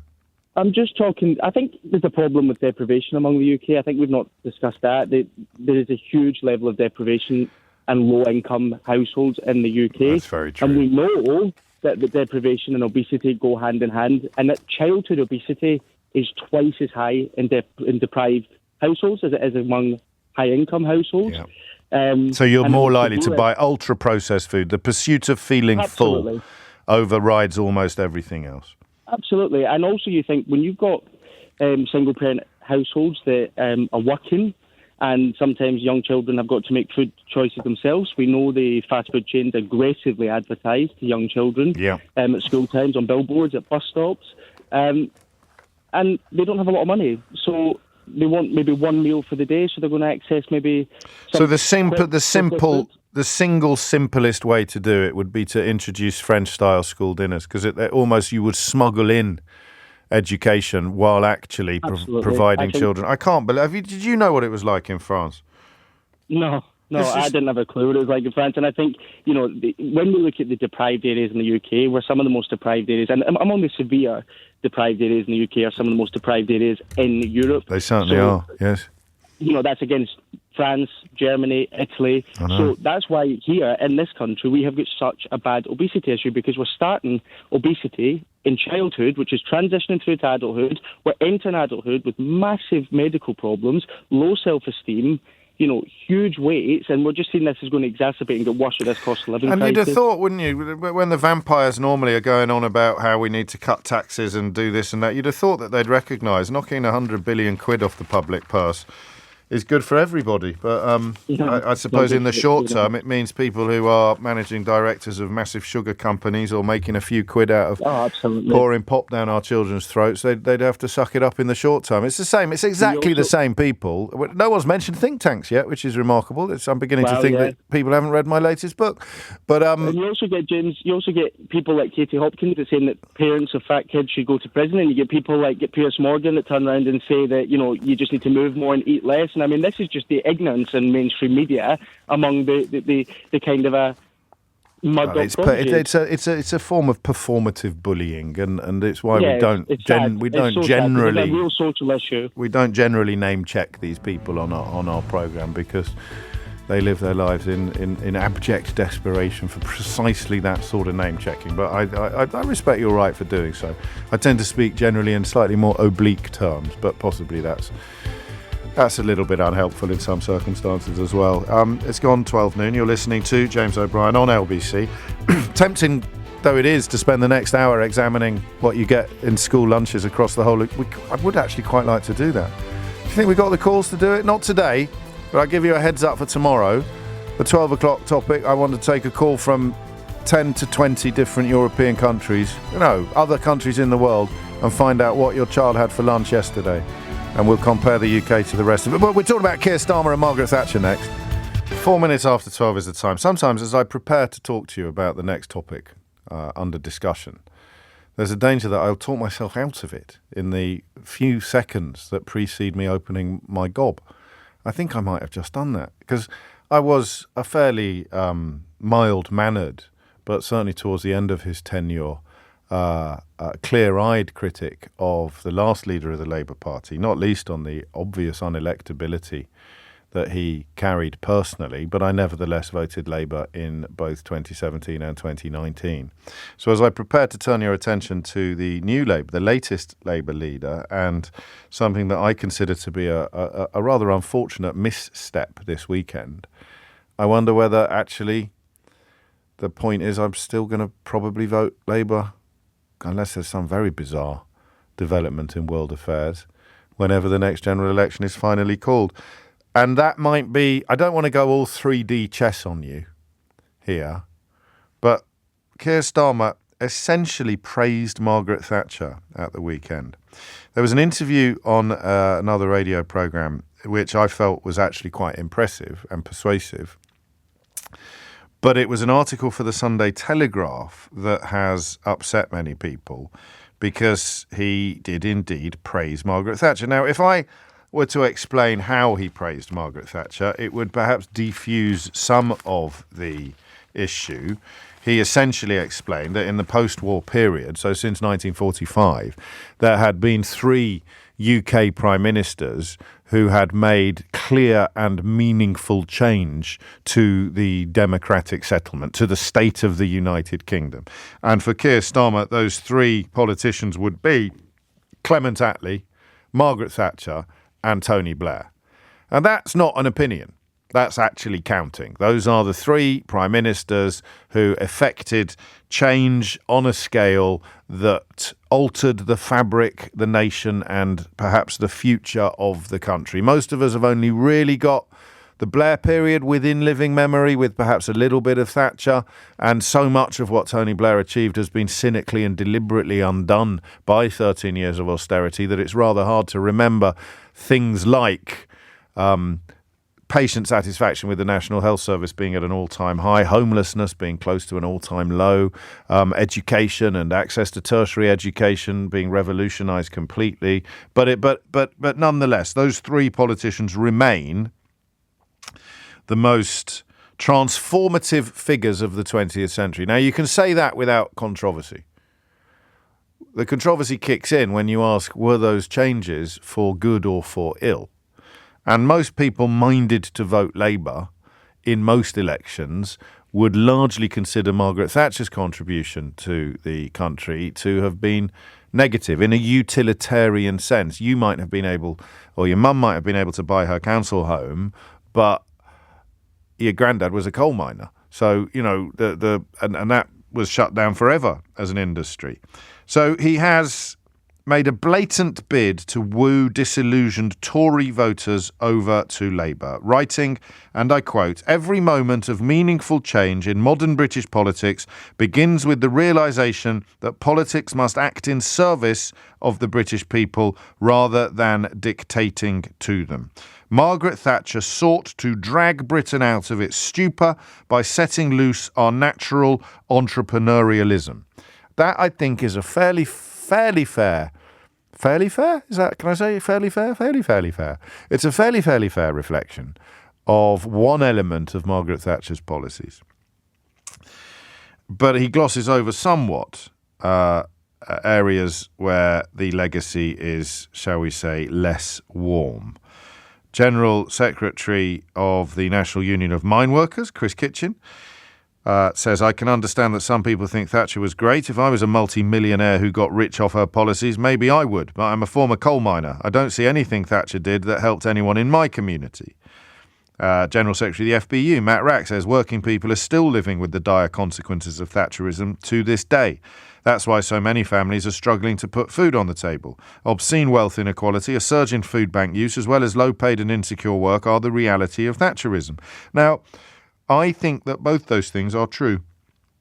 I think that Margaret Thatcher did seek to drag Britain out of its stupor by setting loose our natural entrepreneurialism, but I also think that she treated the coal mining communities of traditional times with complete and utter contempt, and I think that her legacy does include an almost fetishization of wealth inequality. So you know, the Daily Mirror front page today, and I don't know whether it's a mark of the Mirror's role in public life. I'm not sure I've ever quoted a Daily Mirror front page as the starting point for a conversation on the show. Thatcher backlash hits Starmer. And I'm going to talk a little bit personally now, because I can't really ask you to do that unless I'm prepared to do the same. Is that I'd feel a little bit let down by this intervention at first glance. Because I sort of felt as if Starmer is taking the support of centrists for granted. And by centrist, I simply mean non-extremist and non-cultish. So you're not going to be, if you're a centrist, re-litigating the 2019 election for the rest of your life, claiming that both Boris Johnson and Jeremy Corbyn could both have been magnificent prime ministers, but they were cruelly denied that chance by witch hunts, kangaroo courts and scams. So if you're in the constituency of people who are going to be relitigating the single worst democratic invitation the people of the United Kingdom have ever been made and will ever be made, the choice between Corbyn and Johnson in 2019, this conversation isn't for you. It's for people who have minds that are capable of changing. And I feel very taken for granted by Keir Starmer. I think that some of the stuff on immigration misses a huge opportunity. Nobody in British politics makes the case really for the positives of immigration. It's as if Nigel Farage has been allowed to rewrite the rules of immigration rhetoric, and we always start from the starting point that it's a negative. And while there may be opposition to Rwanda, there's a clear and profound accommodation of the perspective that starts it as a negative. And I don't think that's space that the Labour Party needs to be in at the moment. On the EU, you have a failure really to recognise the direction of traffic. It may have been different if Johnson had stayed in power, but John Curtis and many other observers are pointing out now that it's not really the calculations do not support the idea that going anywhere near warmer relations with the European Union or even floating the boat of reunion is going to be electoral kryptonite. So again, he doesn't need to do it, but I feel taken for granted. And finally, as a centrist, i.e. someone who is neither extremist nor cultish, I was a little bit gobsmacked when I heard Keir Starmer had written an article for the Sunday Telegraph praising, in couched terms, but nonetheless offering positive words for Margaret Thatcher. He was, Anthony picks me up already on this, he was not praising Margaret Thatcher. He was making a neutral reference to the change that she made without saying it was bad or good. It was one sentence in an entire article. It's hardly praise, but yes, he is trying to sound agreeable to the Conservative voter by invoking their deity. I think we can have a squabble about this, can't we? Just a mild squabble. I think it's praise. When she says, he wrote that she had loosed the natural entrepreneurialism. The problem I've got, I suppose, as I articulate my sense of feeling taken for granted as one of the country's leading centrists, the problem I've got is, why on earth would he spend time trying to keep me sweet? Why on earth would he spend time trying to reach out to me? Even Jeremy Corbyn, who I thought was by 2019 an utterly disastrous proposition as Prime Minister or even leader of the opposition, even he could take my vote for granted because I was absolutely clear-eyed on how awful the Tories under Boris Johnson would be. So why on earth would Keir Starmer waste any time trying to keep me sweet? He's got my vote in his back pocket unless something epic happens.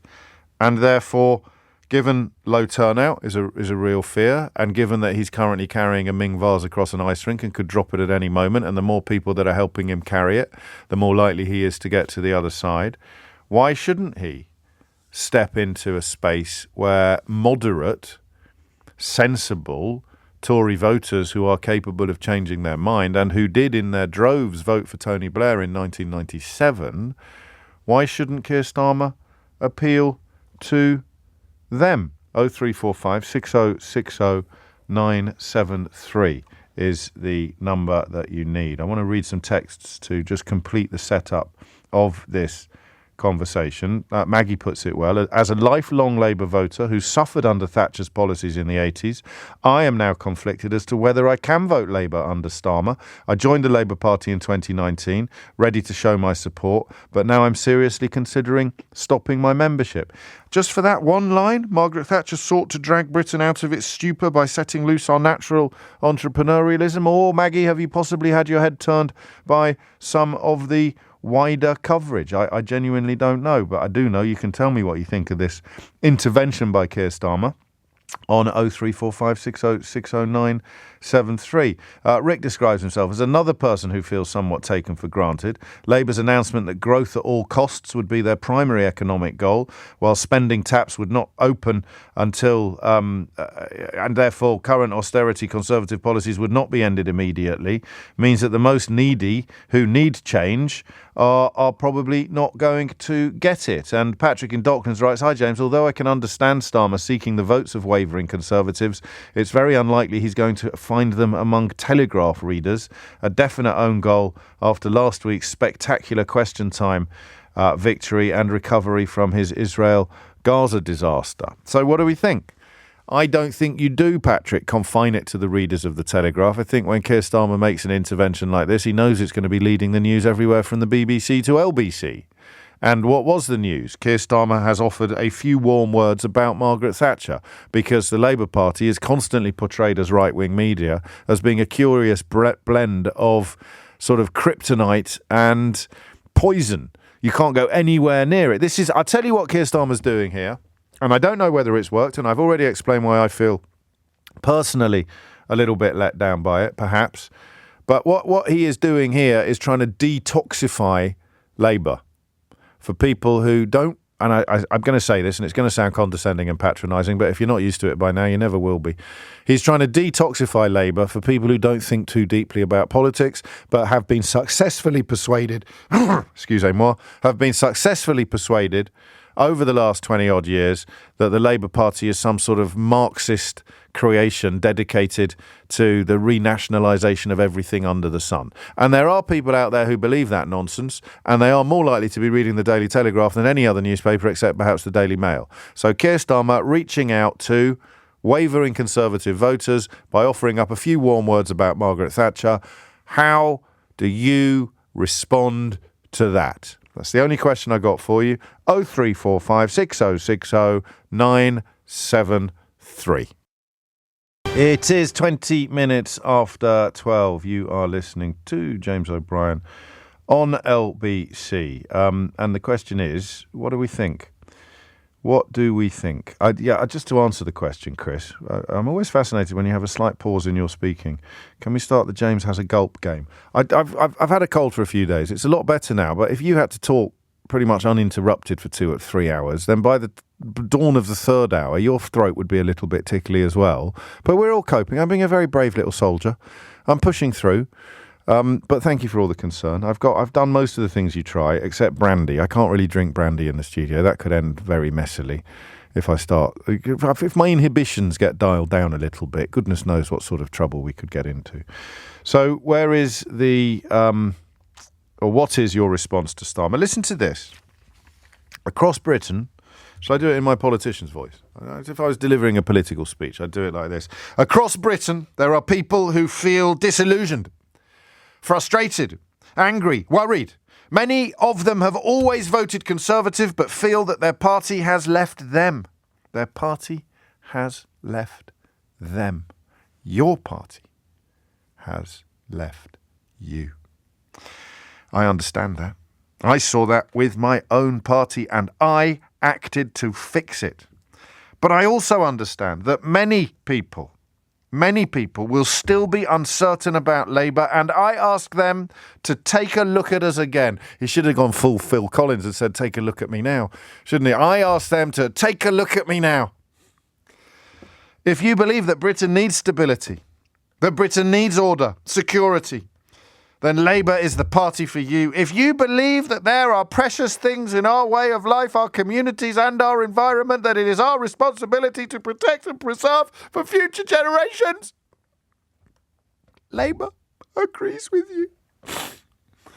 If you believe that this country needs change to get back to greatness, then this Labour Party stands ready to deliver for you. Now, if they'd gone in hard on that bit of it, with even my rhetorical flourishes thrown in for good measure, we probably wouldn't all be talking about Margaret Thatcher. But he did write one line about Margaret Thatcher, and that line was...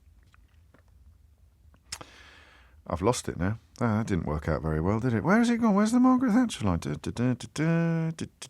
Margaret Thatcher sought to drag Britain out of its stupor by setting loose our natural entrepreneurialism. That is it. I'm not doing an impression of Keir Starmer, otherwise it will be a lot more nasal.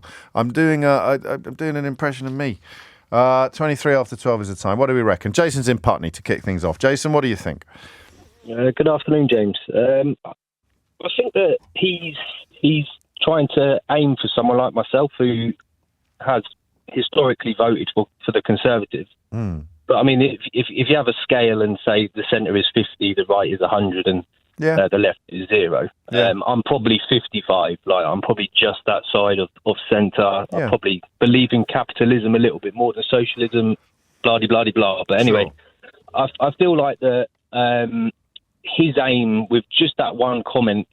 You mentioned it before, it is for someone like myself who is a bit disillusioned by politics in general. Fair enough. Not sure how that's interesting. How the Conservatives are going to progress going forward. I think they've been able to govern without any competition or any good competition. You talked about Boris Johnson and Corbyn, and I voted for Johnson just because there was no way I was ever voting for Corbyn. But if there was, I voted for Corbyn because there was no way I was ever voting for Johnson. Well, so there we go. We cancelled each other out. Well, exactly. That's probably why you're 45 on the scale, maybe, or a little bit more, and I'm 55 the other way, and that's where we come to the conclusion. And I think the other issue, and you can relate this to everything that you've pretty much talked about with obviously the problems in Palestine. There's so many people that have got one opinion, like you said before, where if you support Israel, you're anti-Palestine. If you support Palestine, you're anti-Israel. And I feel this is the case. If you say anything positive about Margaret Thatcher and you are on the side of heavy Labour or your family have supported Labour forever, then straight away that you're going to be chastised and told that's not right. That's not Labour. Yeah, exactly. Yeah. So this works for you. Does this tempt you into that position where you think he's got more to offer you than perhaps Rishi Sunak does at the moment? To be fair, I think I'm at a point now where I wouldn't say that I'm pro anyone, but I do feel like we need to change. So he is speaking directly to you because change is the word that he uses. I mean, he literally says change. There's a part of me that feels like we can't get. I'm 36 years old, and like with the housing market and everything that goes on like that, you just constantly feel like you're being punched in the stomach by things. So and I'm middle class. I've got no money coming from family.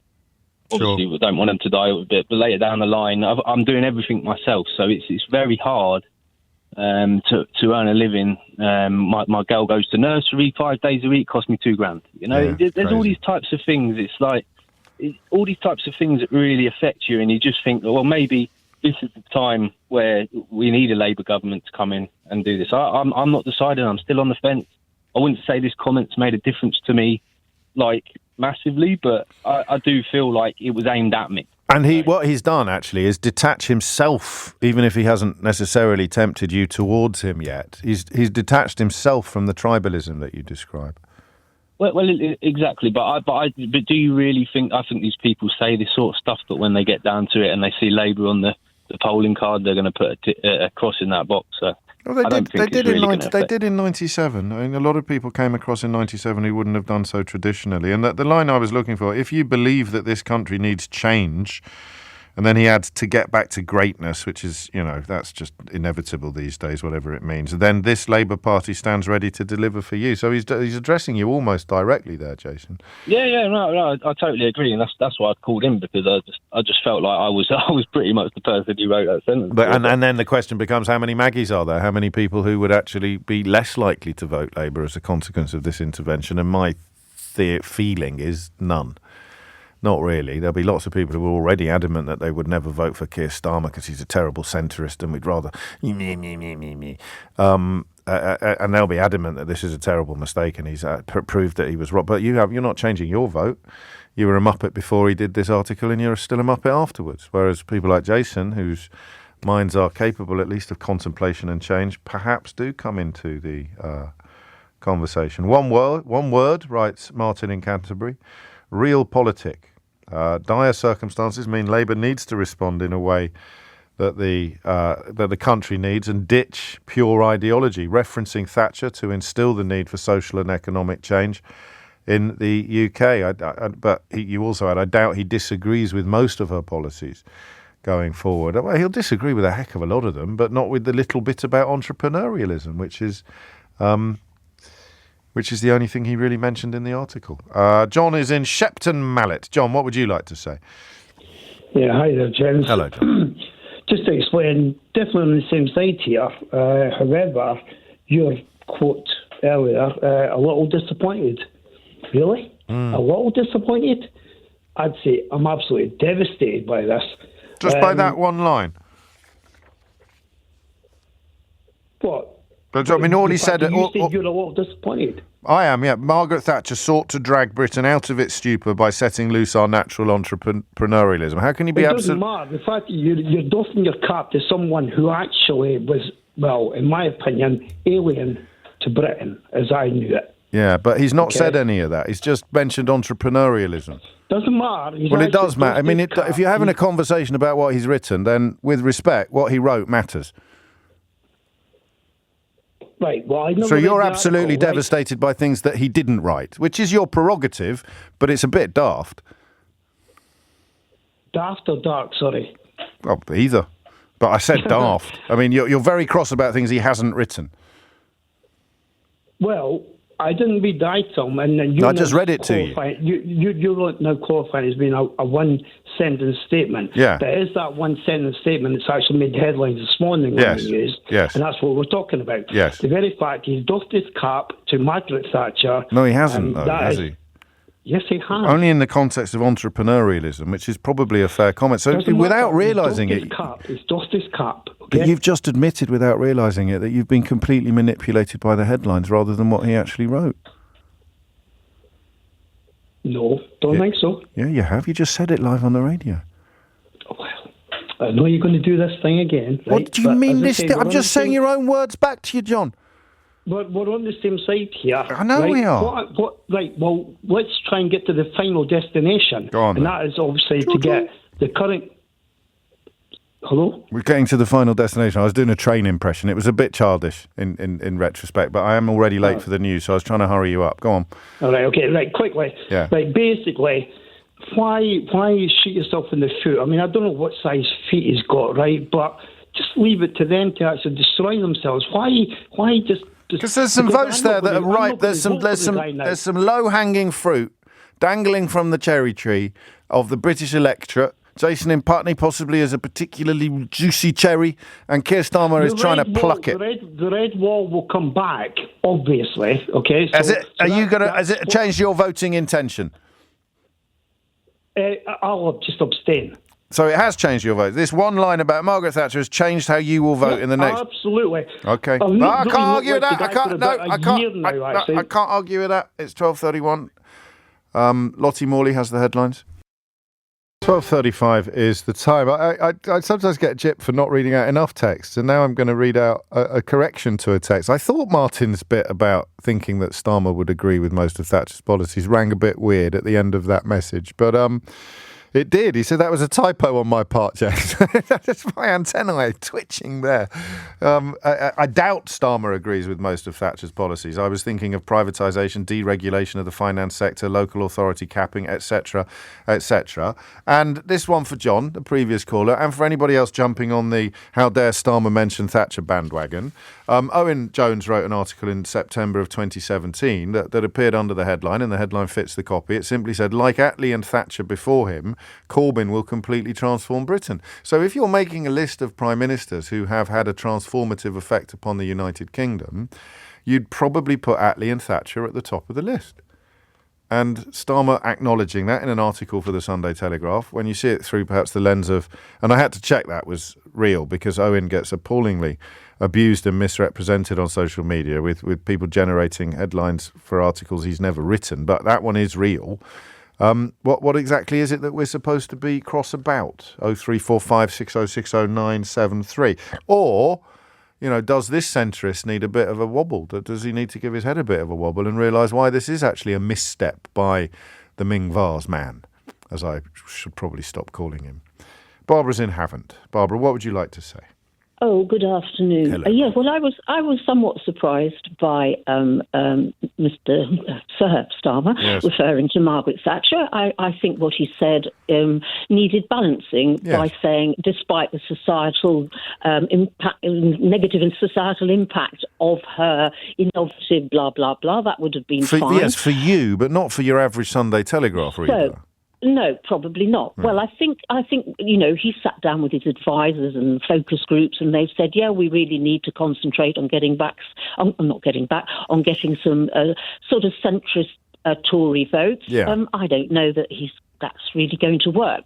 I am someone whose stomach literally turns over at the thought of another 5 years of a Tory government. So I will vote Labour regardless of anything because I want this government out for so many reasons. I was more dismayed by Starmer's stance on immigration. He can challenge the immigration figures. The Tory government can't, because if we have very high immigration figures, it's as a result of Brexit, not training workers, not getting funding, etc., etc. Whatever they say, it's not a good look for them. So they might as well stay with the people going, oh my gosh, we've got people invading the country. They'll get a few votes that way.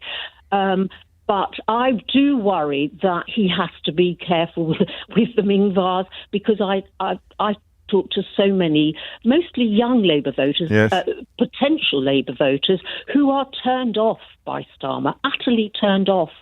And he needs to worry about that. And they will not vote. They will abstain. They will vote Green. And that will allow the Tories back in. We are not getting a socialist utopia in this country. It is really vote for the least worst. And this government is absolutely the pits. We cannot get any worse than a government that would seek to break international laws left, right, and centre. I'm not having that debate today. I wouldn't argue with you anyway. But so you're talking about him, not because this is where I suggest that I feel a little bit taken for granted. But that doesn't matter, because I'll do what you said you're going to do anyway. But the younger generation, who are measurably less likely to vote, of course, than the older generation to whom Starmer was appealing at the weekend, he needs to start making himself a bit more attractive to them, sharpish. I think so, absolutely. I think I more probably so than agree with you. The odd Tory voter. So when you talk, although I did hear that your previous phoner, Jason, and he was somebody who sensible, who was making a lot of sense. But why do these young people that you describe? Why do they not share your determination just to get the current lot out? That should really be 80% of the mission for any leader of the opposition at the moment. I have had many conversations, and having spoken quite vociferously about it, and said, please, I know he's not great. I accept all your criticisms, but if you think he's bad, by what logic would you allow the Tories in? And what do they say? What do they say? If you don't vote for him, then they could stay, and it will be your fault. What do they say in response? I hope they go away and think about it. Well, I'm sure they will, Barbara. So persuasive are your tactics. If only. So charming, your delivery. That is a question, is it? I'm not, because we had one a minute ago. We had old John just before the 5:30 news. I'm going to abstain. All right. So if the Tories get in by one vote in one constituency, it all comes down to you. You abstained. You're going to feel a right Herbert, aren't you? Or are you? I don't know. Sarah's in High Wycombe. Sarah, what would you like to say? Morning, James. Hello, so I've just finished canvassing for Labour for the last 2 hours out in the Chiltern villages. Oh yeah. So this is prime. Blimey, this is a bit on the button, isn't it? Yeah, it is. So prime disillusioned Tories territory, and I have to say, talking about on the bottom, what Starmer is doing. It might be difficult for somebody like me to stomach, but when you're knocking on doors in Steve Baker's constituency and you are trying to win over... Excuse me, Sarah, hard man of Brexit, Steve Baker, please. Yeah, COVID denier, climate change denier... No, we don't need all that. Just give him his name that he asked to be known by. Hard man of Brexit, Steve Baker. So knocking on the doors of these houses with their big gates and their driveways, who are saying we're absolutely fed up with the Conservatives. Really? Our party's gone away from us. Wow. And then you talk to them about Starmer, and they say, "Oh, we like your man Starmer. We like your man Starmer." And these people need to know that some of their heroes, I mean, they might be kryptonite to me, James, but, you can say that Mrs. Thatcher certainly changed Britain, and what Starmer said about her was that I didn't agree with what she did, but she certainly changed Britain. And I think what Starmer is saying is we need a government with a purpose. Some of these characters that the Conservatives have had in recently, I don't think they have got a purpose. I think their purpose is to keep in power, to enrich themselves and their mates, to spread their influence, to line up some nice jobs afterwards. They're not trying to change Britain for the better. So No, I hear you. Just slow down a bit and tell me how frustrating what you've just described is to you personally, because somewhere inside you there is a tension between the activist who is desperate to get the Tories out and the activist who is desperate for a policy platform or a manifesto that wouldn't be very appealing to the people you've just been canvassing, because we wouldn't need them. You wouldn't need them. Well, or not. Maybe I've misrepresented you. I don't know. No, so for me, the important thing is that Labour gets power, that we're not a party of protest. So I'm a teacher, and I teach in a school in a deprived area. And a couple of weeks ago, we were doing potato. You carve a potato, you dip it in some paint, you put it on some paper. Yes. And a kid said, "Miss, what are you going to do with the little bits of potato that are left over from the potato printing?" And I said, "Well, I'm going to bin it." And the child said to me, "Miss, can I take it home? Because my mum hasn't got much in the cupboard, so can I eat these bits of potato that are left over?" So to me, I can suck it up by saying, yes, Mrs. Thatcher changed Britain. I can agree with that, because the important thing is that we need to get these characters out of government. We need to get these disillusioned Tories to vote Labour. That's the important thing. And then once, please God, we're in power, then we can put pressure on Starmer to try and do a platform that I'd be happier with. It's beautifully put. How confident are you? I mean, and you're not allowed to say, well, he couldn't make it worse, all right? So how confident are you that Starmer will improve that lad's life? I'm confident, because I was at Labour conference and I heard really inspirational people speaking about how they're going to change things. So one of the big ones, halving. A lot of the children I teach, there's families where there's a lot of domestic violence. Yeah. And one of the missions the aim is to halve violence against women and girls. And the idea of the missions, I'm not sure everyone has kind of got it. It's that you get education, you get the police, you get the NHS, you get everybody, all the organs of the state working on this mission to try and make this happen. And for some of the children I teach who are escaping domestic violence, even if we don't manage to do halving domestic violence. But the thing is, at least Starmer and Yvette Cooper and, just at least these people care about domestic violence. At least this is something that they want to try and fix. Whereas our current lot, they're wanging on about the Elgin marbles and, the people on it. So, yes, absolutely. Sometimes, for me, it is really difficult. Stuff like the two-child benefit cap, it's really difficult. But I'm out here every week banging on doors because I know that Labour is the only chance that children like the ones I teach have got. You're amazing. I feel like you've just injected something into my veins, actually. And drawing on not just the context of where you've been canvassing, but on the perspective that you have as a teacher in a deprived area, looking after children who are scraping potato off the classroom floor effectively. That was an absolutely extraordinary contribution. Are you canvassing as a candidate or just as a... No. Why not? Because we've got a very, very good candidate, Ed Reynolds, and I'm Ed Reynolds, did you say? Emma Reynolds. Well, I hope she knows how lucky she is to have you on her team. Oh, James, thank you very much indeed. Right, I'm just saying it like it is, mate. It's not an opinion, that's just counting. Seriously. Thank you. No, thank you. Crikey. 12:46 is the time. And on the domestic violence stuff, if you look into the things about which he cares most deeply, that's always been on the list. You can see the evidence of that in some of the legislation that he helped to enact when he was Director of Public Prosecutions. Good Lord, Emma Reynolds, if you haven't got Sarah absolutely at the top of your Christmas tree this festive season, then there's a gob on a stick here who wants to know why.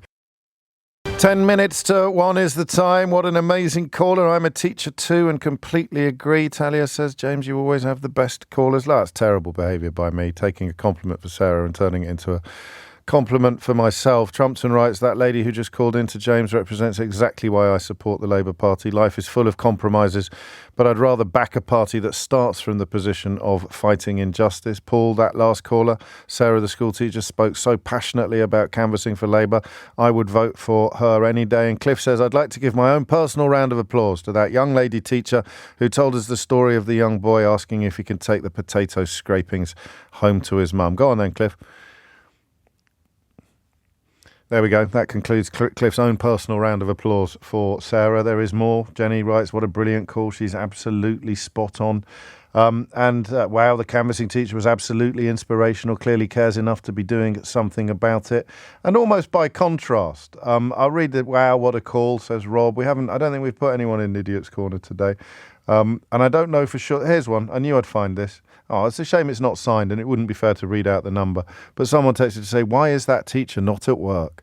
And there is precisely the kind of Tory that I suspect Keir Starmer will never be able to tempt over to. I'm going to go out on a limb and say that because she didn't need to be this morning, either because she's part-time or it's an inset day or her timetable allows it, or, I mean, she did say she'd been out for 2 hours already this morning, but at this particular moment in time, she's clearly on a lunch. But anyway, it's great, isn't it, that 99% of the audience listening can hear something uplifting, upbeat and positive. Even if you don't agree with the politics, you can't help but be affected by the enthusiasm and the infectious nature of belief that things can be better. But one person, there you go, this caller has pulled me back in to vote Labour with her words. She is so right. I want to feel hope again. And this is who I've been waiting to hear, James, and she is absolutely right, says another James. But then why is that teacher not at work? I bet I can predict what you think about Brexit, Israel, the BBC, the National Trust, culture wars, transgender issues, and Rwanda and the Elgin Marbles. Just from that one text there saying, why is that teacher not at work? Oh, and obesity.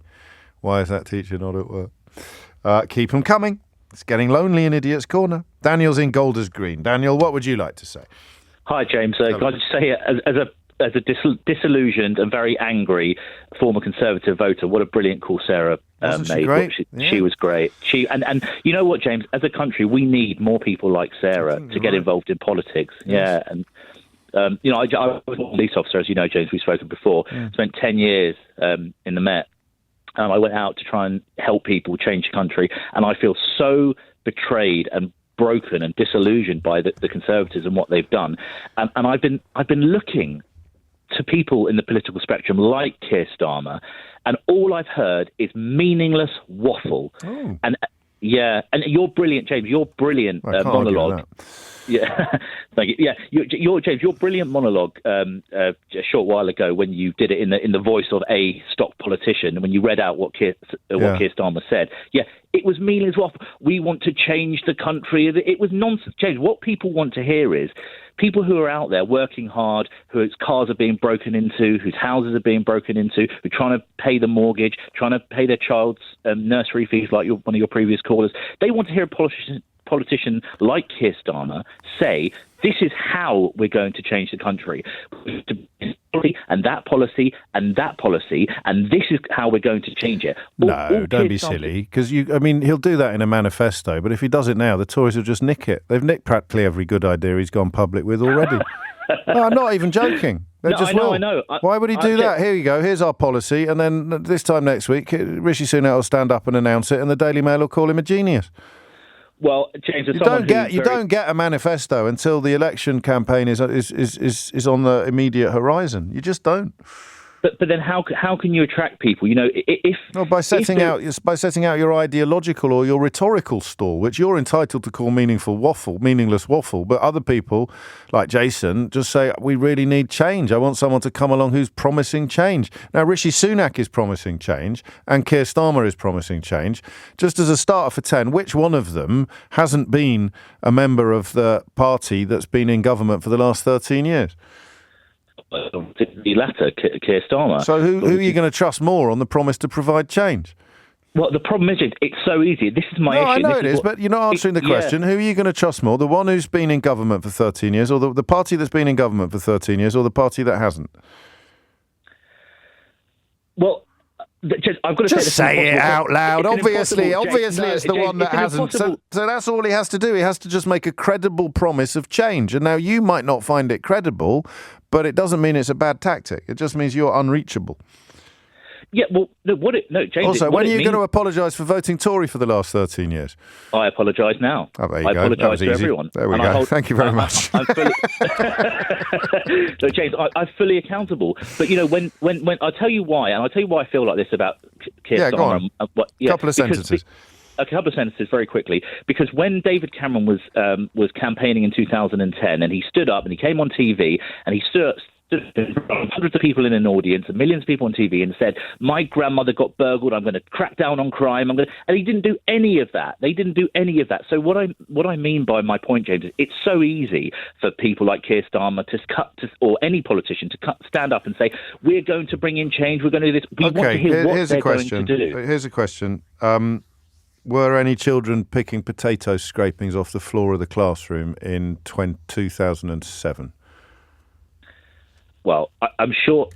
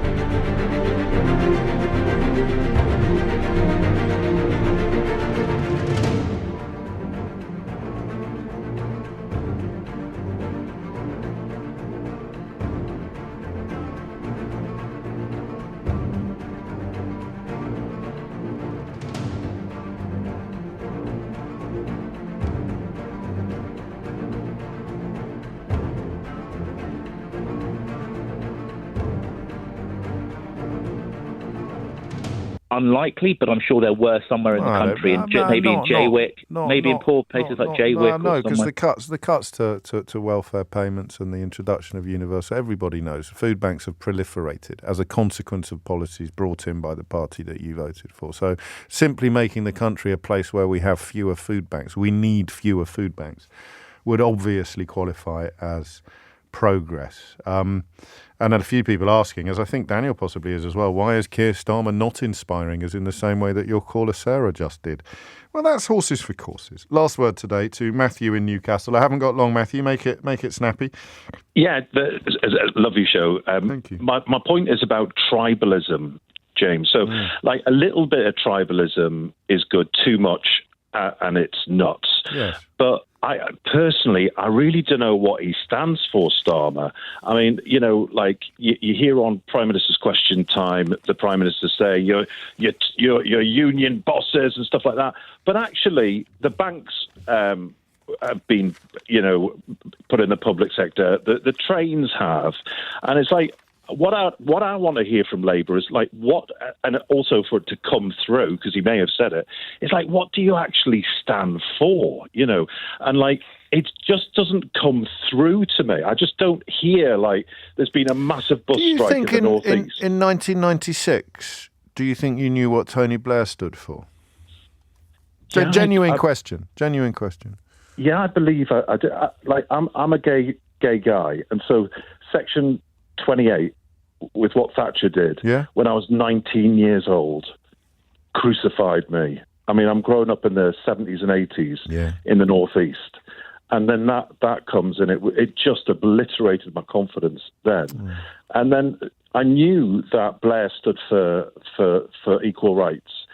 And that's that's a great answer. It's a big enough thing for you that you can hang your hat on that. Can't you? Yeah. And there's nothing there in this offer, nothing comparable in this offer, nothing as in all. Well, the domestic violence stuff. You heard Sarah talking about the domestic violence stuff, which I'd put that in a similar footing to the Section 28 stuff that you're talking about. But a crucial part of what you just said is that it hasn't really reached you.